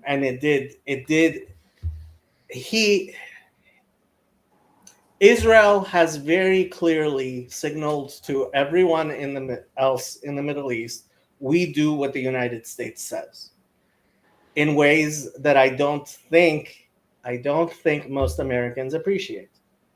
Well, of course. Whoever doubted that? I mean, Yeah. after Americans doubt that. I sometimes doubt that. I sometimes feel like the leash is a little loose sometimes. Depends which president. Okay, we're talking about the current president. I will give you another angle to it. Netanyahu is under some 3 corruption cases. He's under daily. He goes into court daily and testify in his corruption cases. And if there was any success to the prosecution in any of those cases, you would have heard about it in the New York Times. When is the last time you've heard about one of the daily appearances of Netanyahu in one of his cases in your media?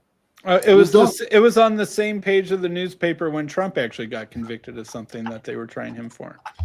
Yeah, I mean, occasionally, like there was, there are stages in the trial when there was this stage when all the other witnesses stopped and Netanyahu had to go on the podium. Then there was a big show of that. So occasionally, on some coincidence or if it reminds somebody of something, it will appear in the press. But the trial of the prime minister on corruption, or 3 of them actually, you would have heard reports from the courtroom about the case. Oh, we found him that he did this, and we found that he did that, and now we hear this proof was presented in court, or the other proof was presented. You don't hear about it at all in the press, any press. You don't hear it in the Guardian. It means that he's completely innocent. Now, look about this through Trump's eyes. Trumps really think they are buddies, that they are brothers in the same struggle against the same people. This is how Trump looks at it. Makes sense. Yeah. Go ahead, cool kid. The only thing I was going to ask is, do the leadership of the Middle East know that Israel's an American colony? Okay. The leaders definitely. Okay, what about the populations?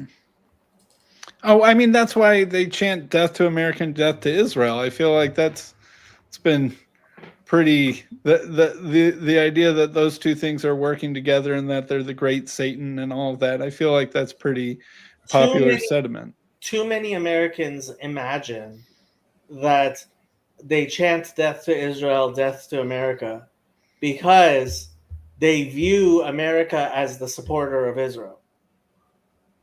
In Iran, they call Israel the little Satan and America the big Satan. They view Israel as a representative of the United States. The point is that America still is the symbol of democracy and liberalism and Western thinking and anything that is anti-Islamic. And this is why America is the big Satan. And in a way, they're right. If you are really want to keep your traditional Islamic way of life that you lived for 1,000 years, America is a danger. You don't want Coca-Cola coming in. You don't want blue jeans to come in. Look what they did to the Soviet Union. You gotta watch out for those blue jeans. Yep. But no, I know what you mean. I know what you mean. Yeah. So as someone who lives in a Muslim country, then as someone who lives in a Muslim country, terrible. They have really infected our society. So Young God says, "Happy wife, happy life." He probably refers not to my wife, but to Netanyahu's wife. The amount of bad gossip directed at Netanyahu's wife is unbelievable. The question that everybody is asking for decades is, what does she hold against him? How does she extort him that he's ready to put up with her? And lots of theories about it.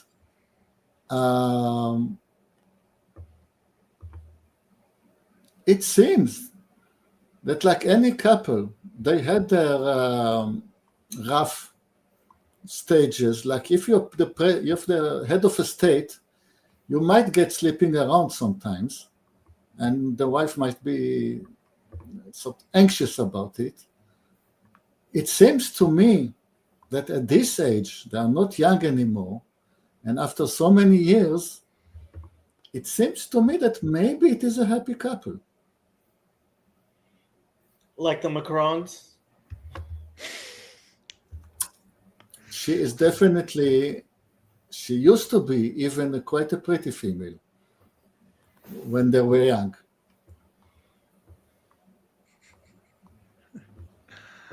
So I feel like Israel is now in a place where it probably seems like they and Turkey will have an increasing amount of friction over control in Syria. And everybody against everybody will friction about the control of everywhere. This is the Middle East. Yeah, but things have changed, and so that now the new friction point will be Israel will want a buffer zone in Syria. Turkey will want to control as much of Syria as it can, and the ethnic minorities in Syria will want protection from the Sunni Turkish-backed government. And Israel's in the obvious place to try and grant and exploit that simultaneously. But that could be, maybe that's actually just an okay situation, is that Israel protects the Alawites and the Christians, and the, what's the other one that I'm forgetting? The Druze. And and then... I will correct you. Yes, Israel will defend the Druze to our last Jewish shoulder. I guarantee the safety of the Druze in Syria. No, we will never come to the aid of the Christians again after what happened in Beirut. When was that? The reference is to the Sabra and Shatila events. They will have to fend for themselves, the Christians in the Arab countries. It was early 80s? Yes. Refer to the events of Sabra and Shatila. And I've also heard reports that Israel is helping sort of arm and bolster the Greek military because Greece is scared of Turkey for obvious reasons. We're selling weapons to everybody, including everybody, and especially to the Greek. Mm-hmm. But I'll tell you, everybody. So when is Orthodox Zionism going to emerge? That's what I want to know. I want to hear Father Stephen DeYoung and the Greek Orthodox come on and be like, actually, those dispensationalists were onto something. We are now the Eastern Orthodox and the Jews get along just fine. The Christians, the Palestinian Christians, have made their decision. They've taken a side in 48. They thought that Palestinian nationalism is going to be their ticket to unifying with the Muslim majority. That they can unite with the Muslims against the Jews in a semi-secular Arab state. That was their decision in 48. And of course, it's the Middle East. You can change your horse, so they bound the wrong horse in 1948. You can change your vote. The memories in the Middle East are a lot longer than Americans. No, that's the thing that I don't understand. Why didn't the Orthodox Christians feel like they could get a better deal with the Jews than the Arabs? Okay, I mean, of course, it's the Middle East. You have to analyze it village by village. Yeah, there are lots of Christians living peacefully and well in cities like Nazareth. Nazareth is a Christian I've heard of city. Nazareth before. Yes, and the city of Haifa, villages next to it. You can live in peace as a Christian in Israel if you accept the existence of the Israel state. Isn't Nazareth technically the West Bank? No, it's in the north. Okay. You're thinking of Bethlehem. Okay. But so far, the leaders of the Orthodox Church have not shown me any sign of repentance whatsoever. Well, how about we build a pipeline of all that natural gas that you guys discovered in the Mediterranean over to Crete, and then over to Italy and up into Europe, and then maybe the Orthodox and the Jews can get along better with some of that. You know who blocked that pipe? Who blocked? Yes, give me a name of the country. Did the U.S. block that? Yes. That was dumb. Why would the U.S. be against that? Because the U.S. wants to have monopolies on gas supply to Europe. Oh, fair enough. But it would seem like such a good anti-Russian strategy to weaken Putin's negotiating power if there's natural gas coming from the south. I thank God for that bit of American intervention. Because once we sold to gas to anybody, there will be corruption. The citizens of Israel will be robbed of their national treasure. It will not be put to the welfare of the citizens of Israel. It didn't happen. We are forced to consume our own gas by ourselves, and we are using it very well to the welfare of our citizens. I am ecstatically happy about it. Could there be such an arrangement that you would be happier about if there was some more equitable distribution of the revenue? Well, because that could be a lot of money. That could be a lot of revenue. What we are missing is not money. What we're missing is water. We are turning the gas into water. Yeah, that's the thing. I mean, when Google bought that Israeli company for I don't know how many $billions. Waymo, not Waymo, Waze.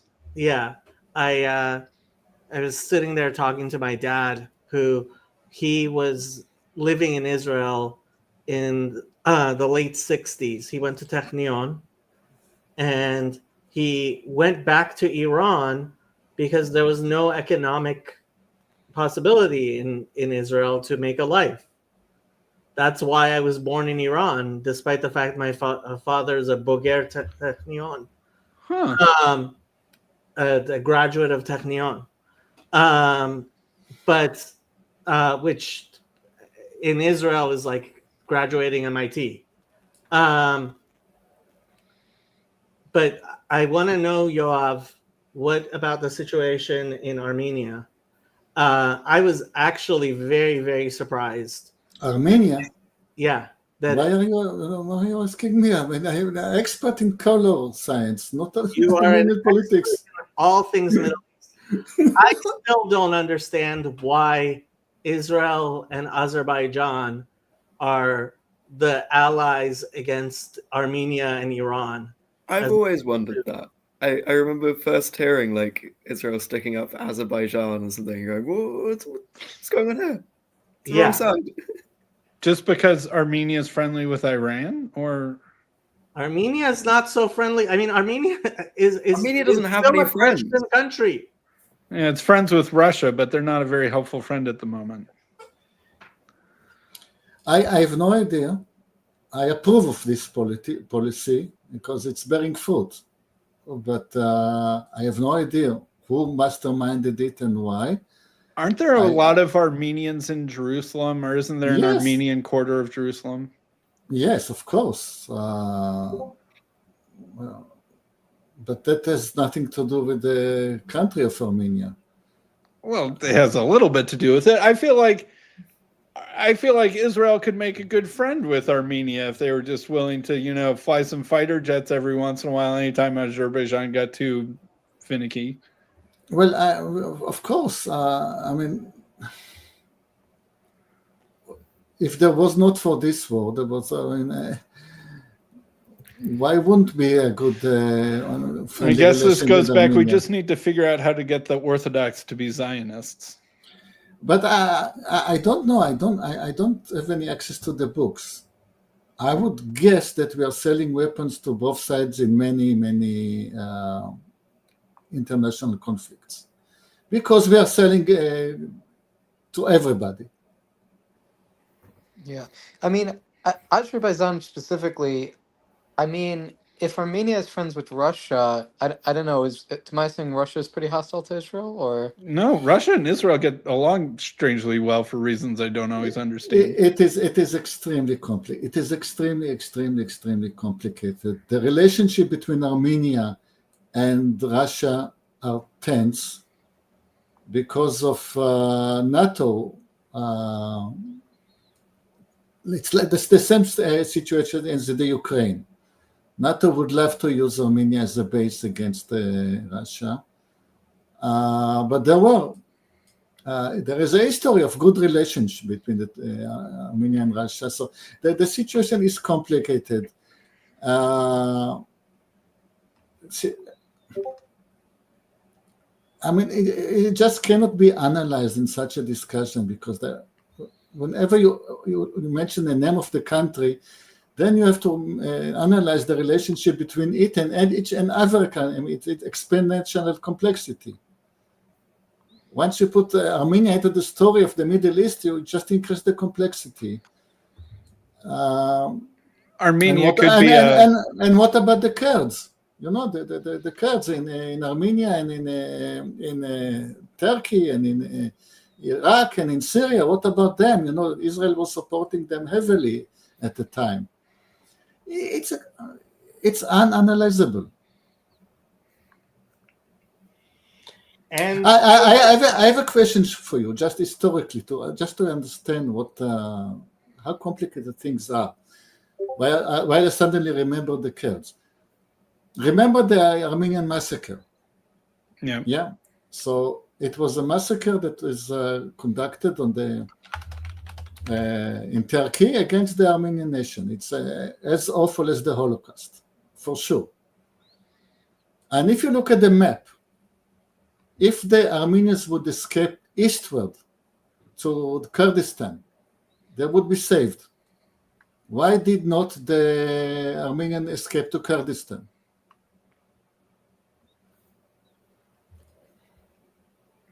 Answer is that the Kurds did it together with the Turks.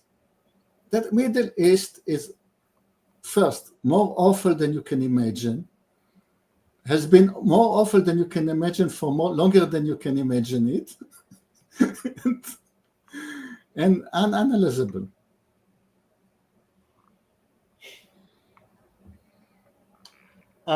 Putin has been saying there's over 1 million Russian speakers in Israel, and he considers Israel a Russian-speaking country. True, it is. It is. I mean, when I'm sitting for lunch at my workplace, often I don't understand what the people around me are saying, because the table is a Russian table and they're speaking in Russian, and I'm out of the conversation. I don't mind, but it's true. And we love each other as brothers because we are brothers, but they're speaking Russian.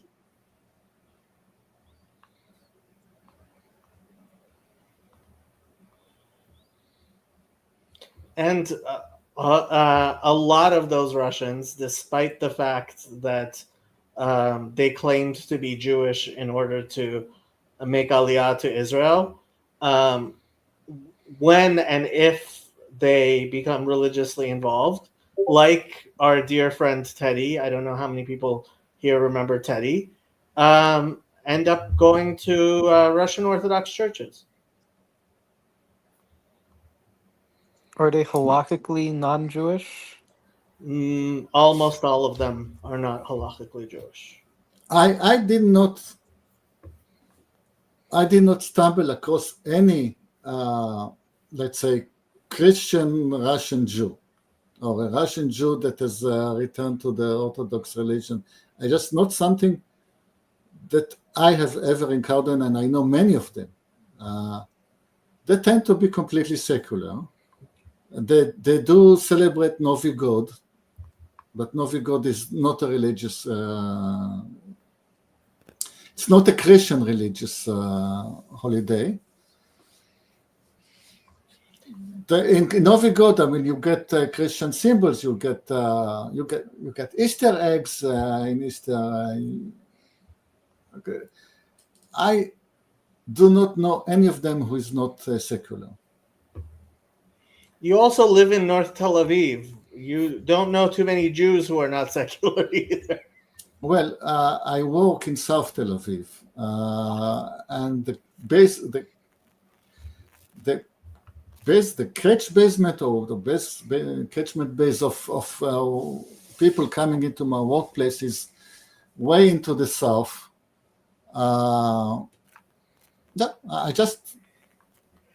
It almost never happens. I mean, some of them will become religious Jews, will sort of become tight in their religion. They will tend to live in the east, let's say in Ariel, but Christian Russians, I just never met. We have to introduce you to Teddy. Teddy used to be involved 3-4 years ago, but yeah, I haven't seen him around in a long time. Well, it does happen, you know. This is the TLC. You get one of each. Of course, it happens. I mean, we haven't been able to get a single Reform or conservative Jew, not one. RJ is conservative, I thought. At best, he's conservadox. At best, yeah. All right. I've been trying. I should get going, but Have a good weekend, everybody. Have a Give good your weekend. father my best. Will do. Bye bye. So after we sorted the trouble in the Middle East, Well, I wanted to, the reason I'd come on is because I heard you talking about estuary. And I had been idly toying with the idea of starting one where I am and whether it would be useful in any way. Because there's What part of England are you in? I'm in Scotland, not England. Scotland. And I don't think there's one in Scotland at all. And there's me and a friend of mine that are both Orthodox and both hang around here. That he lurks, so you wouldn't have ever encountered him. But he watches all of your videos, and I've not raised it to him. The idea of maybe starting one, and then it would solve the problem of all the estuaries being very Protestant if it's started by two Orthodox guys. Actually, so Orthodox. I mean, in Orange County, which is just south of Los Angeles, there was one that was actually meeting at an Orthodox church. Oh, right. Yeah, and the only females we have coming to the Los Angeles estuary are two Orthodox women from who ended up from their church.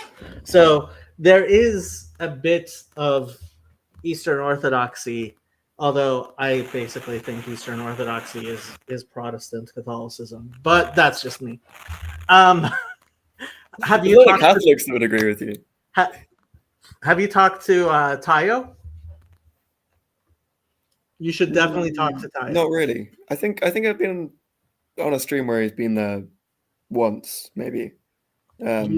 You should definitely talk to Tayo because he's been involved in estuaries all over the UK. I don't know what he's up to these days, but I would, if you are seriously thinking about it, I would definitely talk to Tayo. Will there ever be an estuary in New Orleans? I wouldn't be surprised. There's, the thing is, I don't know if there's that many people. I mean, there's a bunch of people in Texas. I don't know about Louisiana. Okay, because I could, depending on what day it is, maybe I could arrange something for that if it's in New Orleans. But I don't think it's gonna happen in Mississippi, and so yeah. I mean, so Southeastuary is going on this weekend. You might, Yosef is going to be, well, actually, he's probably speaking either as we speak or he already spoke. He's one of the guest speakers there.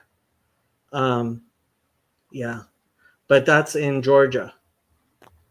Yeah.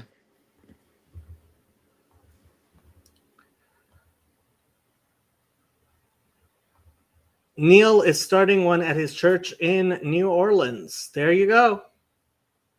You know Neil Daedalus? Actually, I think I do. Was he the one who was friends with Marcus Shera? Well, I mean, I can't say he's not friends with Marcus Shera. He's very active on Chad the Alcoholic's YouTube channel. I do know. I think I know Neil from Father Eric, and I thought he was affiliated with Marcus Shera, but now I'm realizing if he's doing it in New Orleans, then maybe I'm confusing him with someone else because Marcus Shera is in Chicago, I thought. Marcus was in Los Angeles for a long time, and now he's back in Philadelphia. Okay. Yeah. By the way, have you and Zach, have you and Andre hooked up? No. Hooked up is not the phrase you want to use. Yeah, probably not. But He I mean, is. he's far away. He's down in London, isn't he? Oh, he's down in Cambridge, isn't it? Yeah.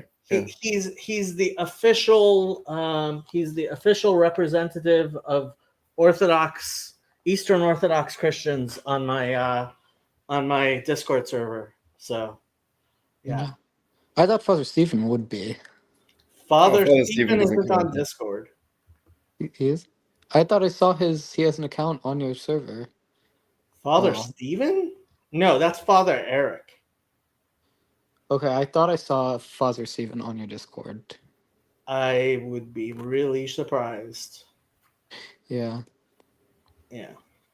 If he has a Discord, he's keeping it under wraps. May I introduce myself to Zach? No. You may, Okay. you may. You're allowed. So Zach, nice to meet you. What do you do? I do many things. Well, actually, I really don't. I'm very boring. He has a master's degree in I read. philosophy. He is a philosopher. Yeah. Yeah. Recently, I've actually become interested in philosophy. So what do you do professionally? I mean, So I process pension credit claims for the government, and I also am doing a master's degree in theology at the same time, which is quite stressful. It's quite a lot of work. Have you considered doing a master's degree that's useful? You are not the first person to say this to me. I have a physics degree. If it makes a difference, That seems useful. So I could have used that, but then I had an existential crisis and needed to study philosophy. So study philosophy. Well, I'm also interested in physics. What kind of physics? Quantum physics? Yeah, when I was doing physics, I was studying physics and philosophy. So I was really interested in metaphysics of quantum mechanics. But then so you must be a huge fan of Sir Roger Penrose. He's pretty cool. He's pretty cool. Yeah. I know Werner Heisenberg wrote a book called Physics and Philosophy. He did. Have you read that book? I have. I read it relatively recently, actually. It's Is a it good an book. easy book? It's an easy book. It's a good read. It was based on lectures that he gave at the university where I'm now studying theology and where I studied philosophy as well, at St Andrews University in Scotland. So it's interesting. There's a sort of tacked on bit where he tries to say something about God in it, because the Gifford lectures are supposed to be theology related. Yeah. And he gave this on physics and philosophy, and then had to sort of try and tack in a bit where he talked about God. And do you think that any interpretation of quantum mechanics is like true, like the Bohmian or the many world or the Copenhagen interpretation? There's some apples and oranges in that. Like Copenhagen isn't an interpretation really, like compared to. So De Broglie is like an actual ontic interpretation. It's something which is actually saying, here's what we think is really happening. Copenhagen is more like a mathematical formalism. But Okay, I thought the Copenhagen interpretation was an accepted tradition of interpretation. What do you mean by tradition of interpretation? I don't know. The basic answer is I don't really know. I kind of gave up doing that quite a few years ago. What I was trying to do a lot of was figure out what's the best interpretation of quantum mechanics, and I kind of got bored with it. Yeah. Because I realized there were bigger fish to fry, and I realized that I didn't actually know how I knew anything in the first place, and that was probably more important. Yeah. So, have you dug into geometric unity at all? No. And you don't even know Ginger Bill, I'm guessing. I think I did interact with Ginger Bill like once, because I knew he had an interest. So, no, he's very smart. Go ahead, Yoav. I want to interject. we have a young God in the conversation, and the young God, seriously, in as much as we can say seriously about young God, seriously think that in the steady state universe, seriously believe there was no Big Bang. I wish that he took this opportunity to discuss this with you. Because that's the forum that will be the most competent to discuss it in several meetings. As for my position about quantum mechanics, I think it's just formula, and I don't think there will be any interpretations. It will just always be remain as a set as formula. Now, people can argue over the interpretations however much they like. That's the problem. There's no that it's entirely philosophy. There is no physical way to determine which one of the actual ontic interpretations can be chosen as being the correct one. Yeah, I think that's true for a lot of scientific theories. Like I think when you're talking about like large scale scientific theories, you're essentially dealing with the philosophical methodology, because there's a lot of theories where multiple interpretations will fit the data equally well. So I don't think it's unique to physics. The thing that's interesting about the debates in quantum mechanics interpretations is what they reveal about the presuppositions of the people choosing the interpretations. So de Broglie that you mentioned is a completely deterministic theory. It basically says we can find a way to make this all work such that I drop the marble at the top of the clever Rube Goldberg machine, and it will always do exactly the same thing and come out at the end. And there's no chance, there's no weird stuff, just starts at the top, goes to the bottom. And in order to do that, they have to make the maths more and more complicated and introduce more and more things. And every time something breaks, introduce more and more maths to make it work. And then there's other people that just throw up their hands and go, oh yeah, it's just random chance. There's just a 50-50 chance whether this thing happens or whether it doesn't.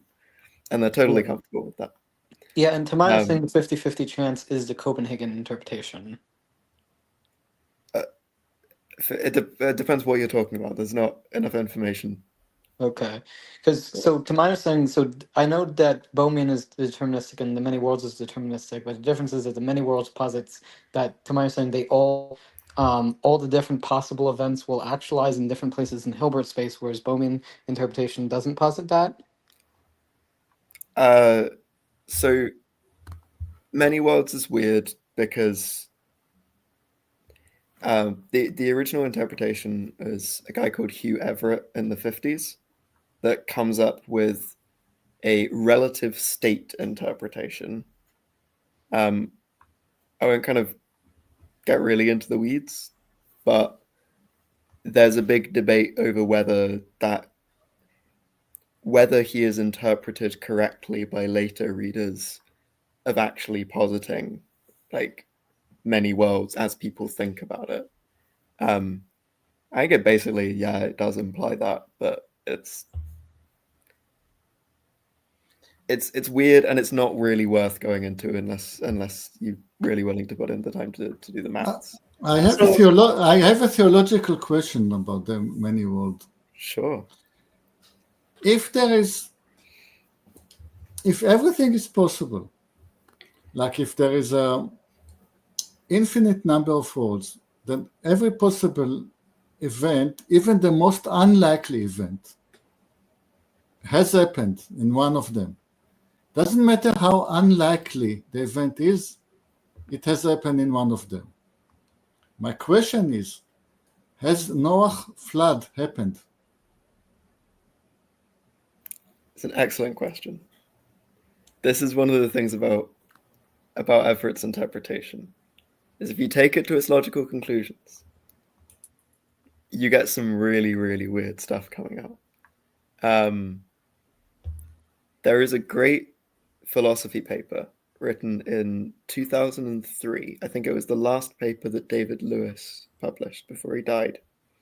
And it's called How Many Lives Has Schrodinger's Cat? I think is what it's called. It's something. It's like a pun on Schrodinger's cat is the name of the paper. And what he points out is that on any plausible theory of personal identity across time, what makes you the same person at point A and point B,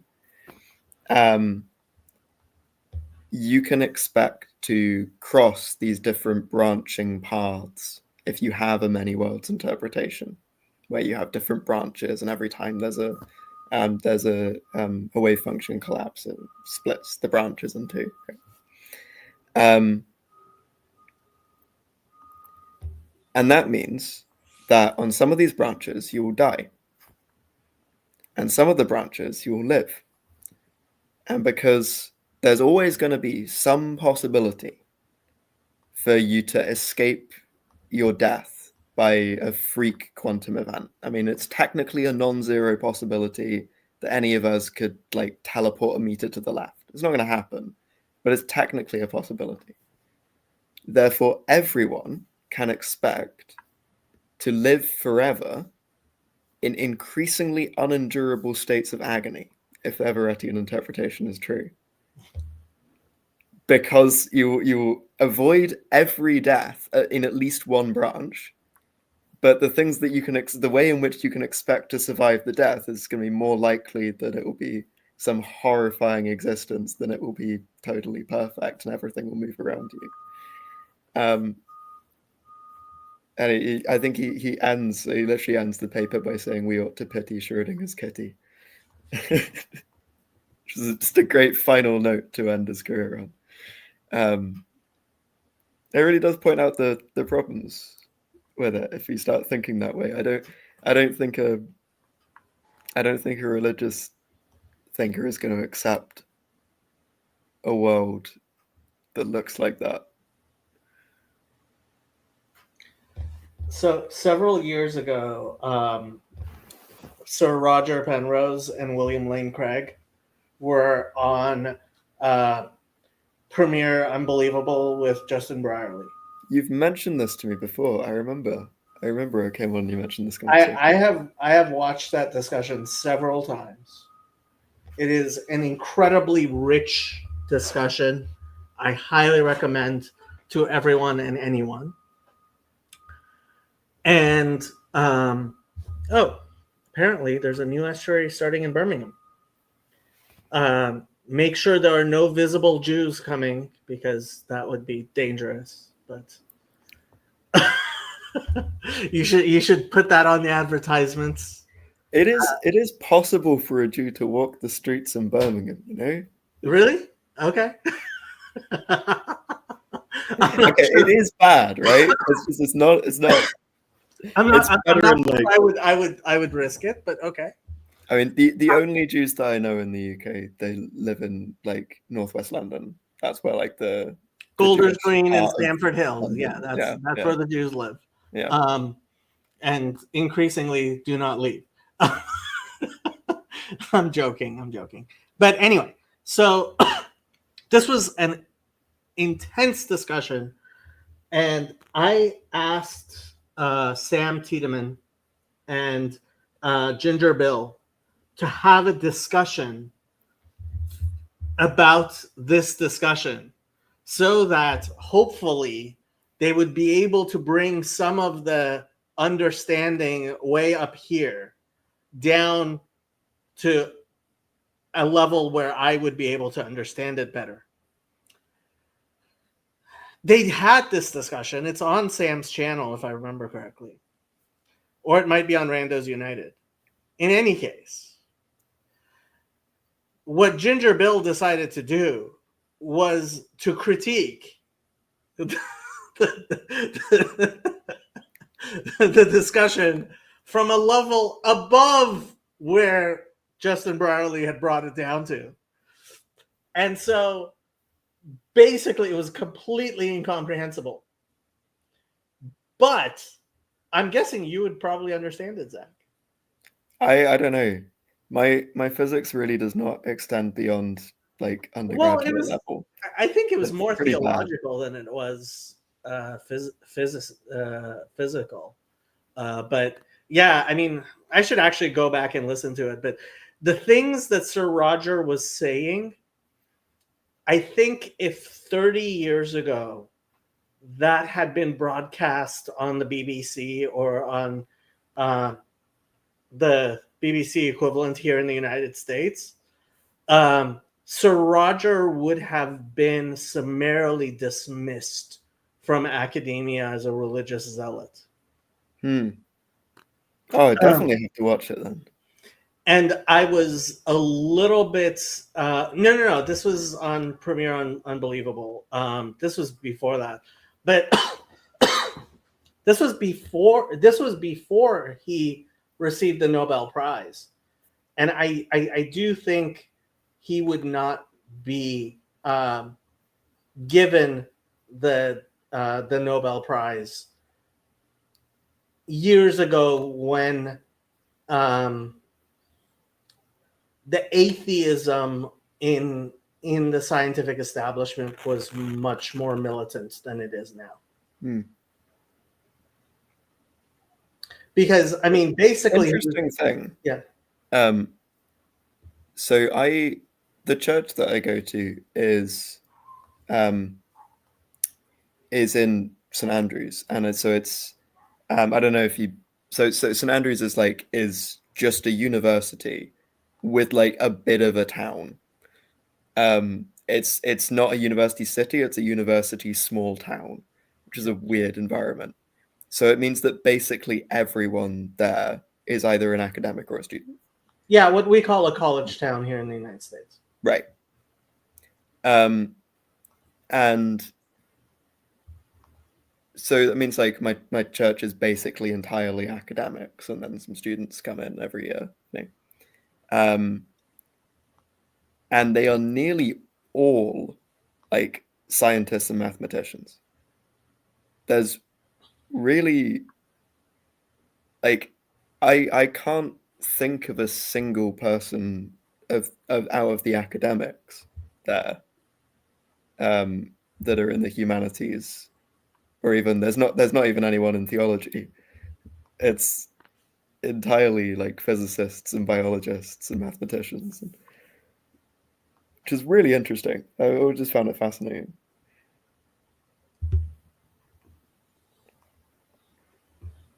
I wonder how it feels to be the priest at a church like that. I mean, the thing, I think it's worse for the ones that do have the academic theologians in the audience, because they always feel like they're being watched and feel like someone's going to come up with some critique of what they've said. But it seems like all the theology faculty seems to be mostly Protestants. And there's like a handful of Catholics. And kind of obviously no Orthodox. I mean, there's not very many Orthodox in the UK. How big is your church? Oh, tiny. It's a small church. Like average 20 to 30 on a Sunday. Like small church. So you don't even have a deacon? Oh no, we've got one priest. He's quite elderly. Does the state pay his salary? Well, he's of pension age, so he lives off his pension. Wow. So he's a volunteer priest. Poor guy. Basically, I mean, we do pay him as well, but obviously not much. Yeah. Yeah. So he's attached to. We're kind of like a mission church of the Edinburgh parish, which is much bigger. So there's a kind of pretty big thriving Orthodox parish in Edinburgh, and then they'll have little offshoots of places that are in like an hour or 2 hours travel around Edinburgh, which have whatever small Orthodox community is there, and they'll either be served by priests that come and travel from Edinburgh, or they'll be served by someone who lives locally. So we're very fortunate to have someone he moved up here and lives up here. I see, said the blind man.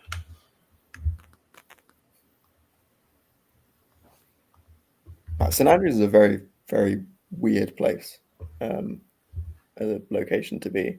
The students will call it the bubble, because it is a weird bubble. I'm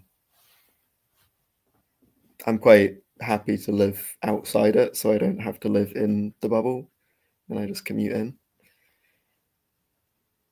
Very, very weird. It's like it's where Prince William went when he went to university. So it's that kind of place where you will find a lot of rich, spoiled children going to university, and it just creates a particular culture. Usually not particularly palatable.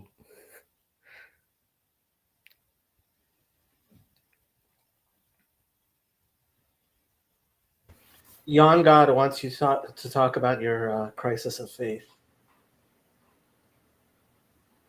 You don't have to. Do I want to? No. I don't think I don't know. I had my crisis of faith was a crisis of faith in atheism. That's so. This is part of. I mean, this is part of the whole Jordan Peterson thing. Is religion is the operating system of the human being, and you can have an atheist. So I describe Slavoj Žižek as a Marxist by religion. Like, he was raised as a Marxist, right? That is his religion, right? And he recognizes that, which is the funny part about it. And so he's a self-aware guy. He is, which is why he's so interesting. But yeah, everybody has a theology in the Jungian sense of theology. And once you recognize that, it becomes kind of uncomfortable for the secularists who are anti-religious. Yeah. Right, Yoav?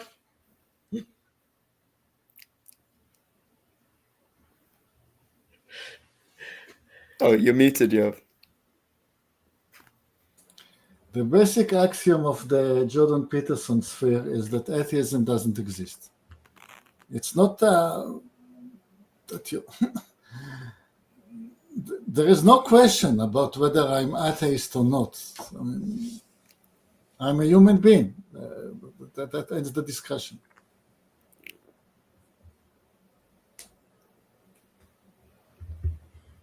As with I like the conception that there's no atheism. It does raise the question: what do you actually call someone who goes around saying they don't believe in God?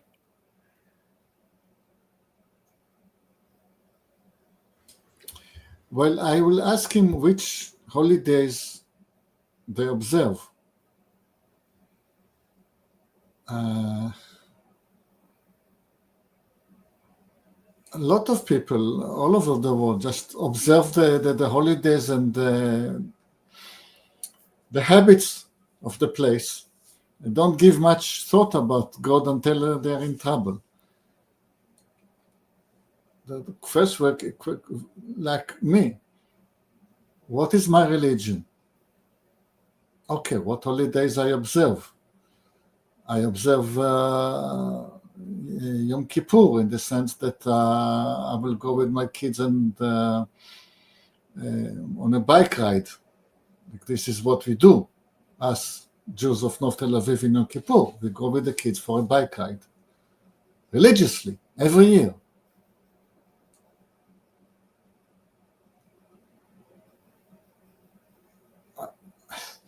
Well, the question of the characterization of God, nobody in TLC can answer it. I mean, anybody who is giving me any theology, any theorem about God will get into contradiction in the end. No escaping it. There's no problem in asking a religious man some tough question they cannot answer, like the question of evil. Yeah, that doesn't mean a thing. So I cannot characterize God, or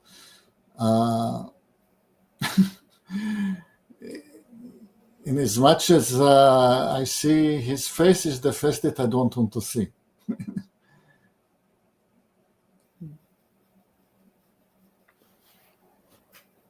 Do you ever hear Rabbi Sachs' answer to the problem of evil? Oh, He was asked about it in an interview once. What was his response? I have to paraphrase, I don't remember it.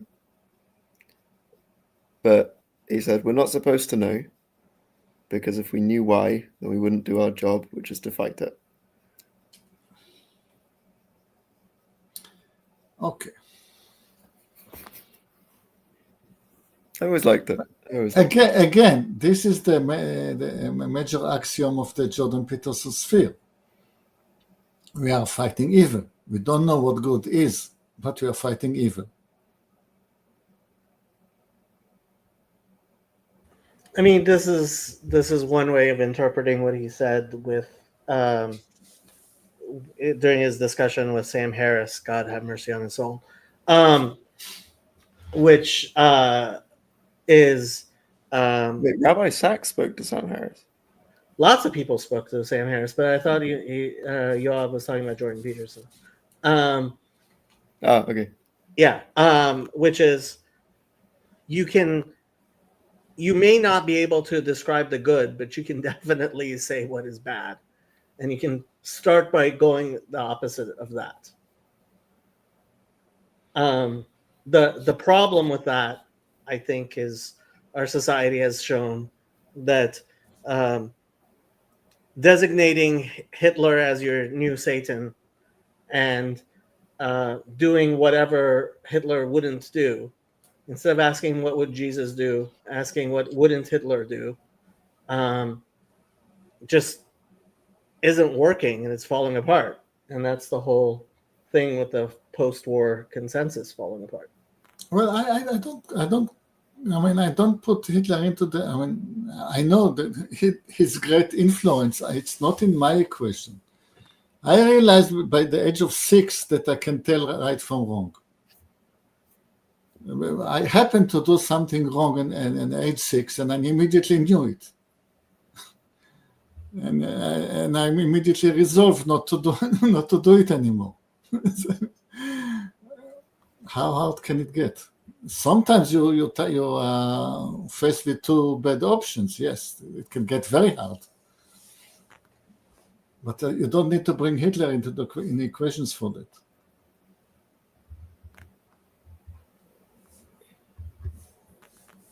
Evil is the thing that keeps you from taking a bite right on the holiday. Hold on. Like in Israel, that's all people do on holidays is go riding bikes. At least in Yom Kippur. Yom Kippur is the holiday of the bike rides. In Hanukkah is the holiday in which you take the kids to a kids show, like a kids theater. Really? Hanukkah? Why is that? You don't go to a menorah, I guess, Davka not to go to a menorah lighting? Okay. Same reason the Japanese eat KFC on Christmas. Yeah. The ancient Japanese custom of eating fried chicken on Christmas.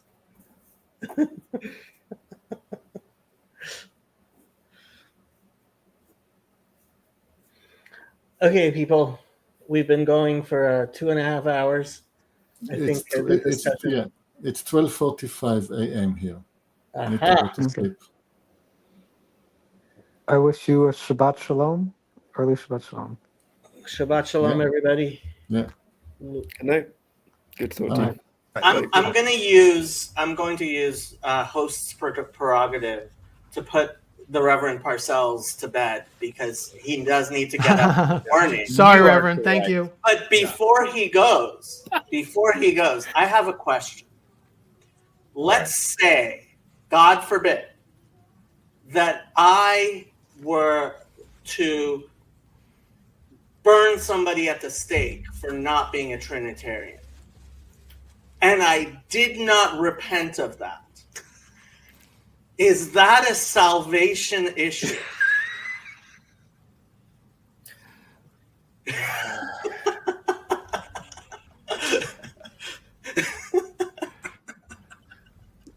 Sometimes Jacob takes There's a that devil's proverb. advocate thing too Isn't there a far. proverb that says something like "Don't answer a fool according to his folly."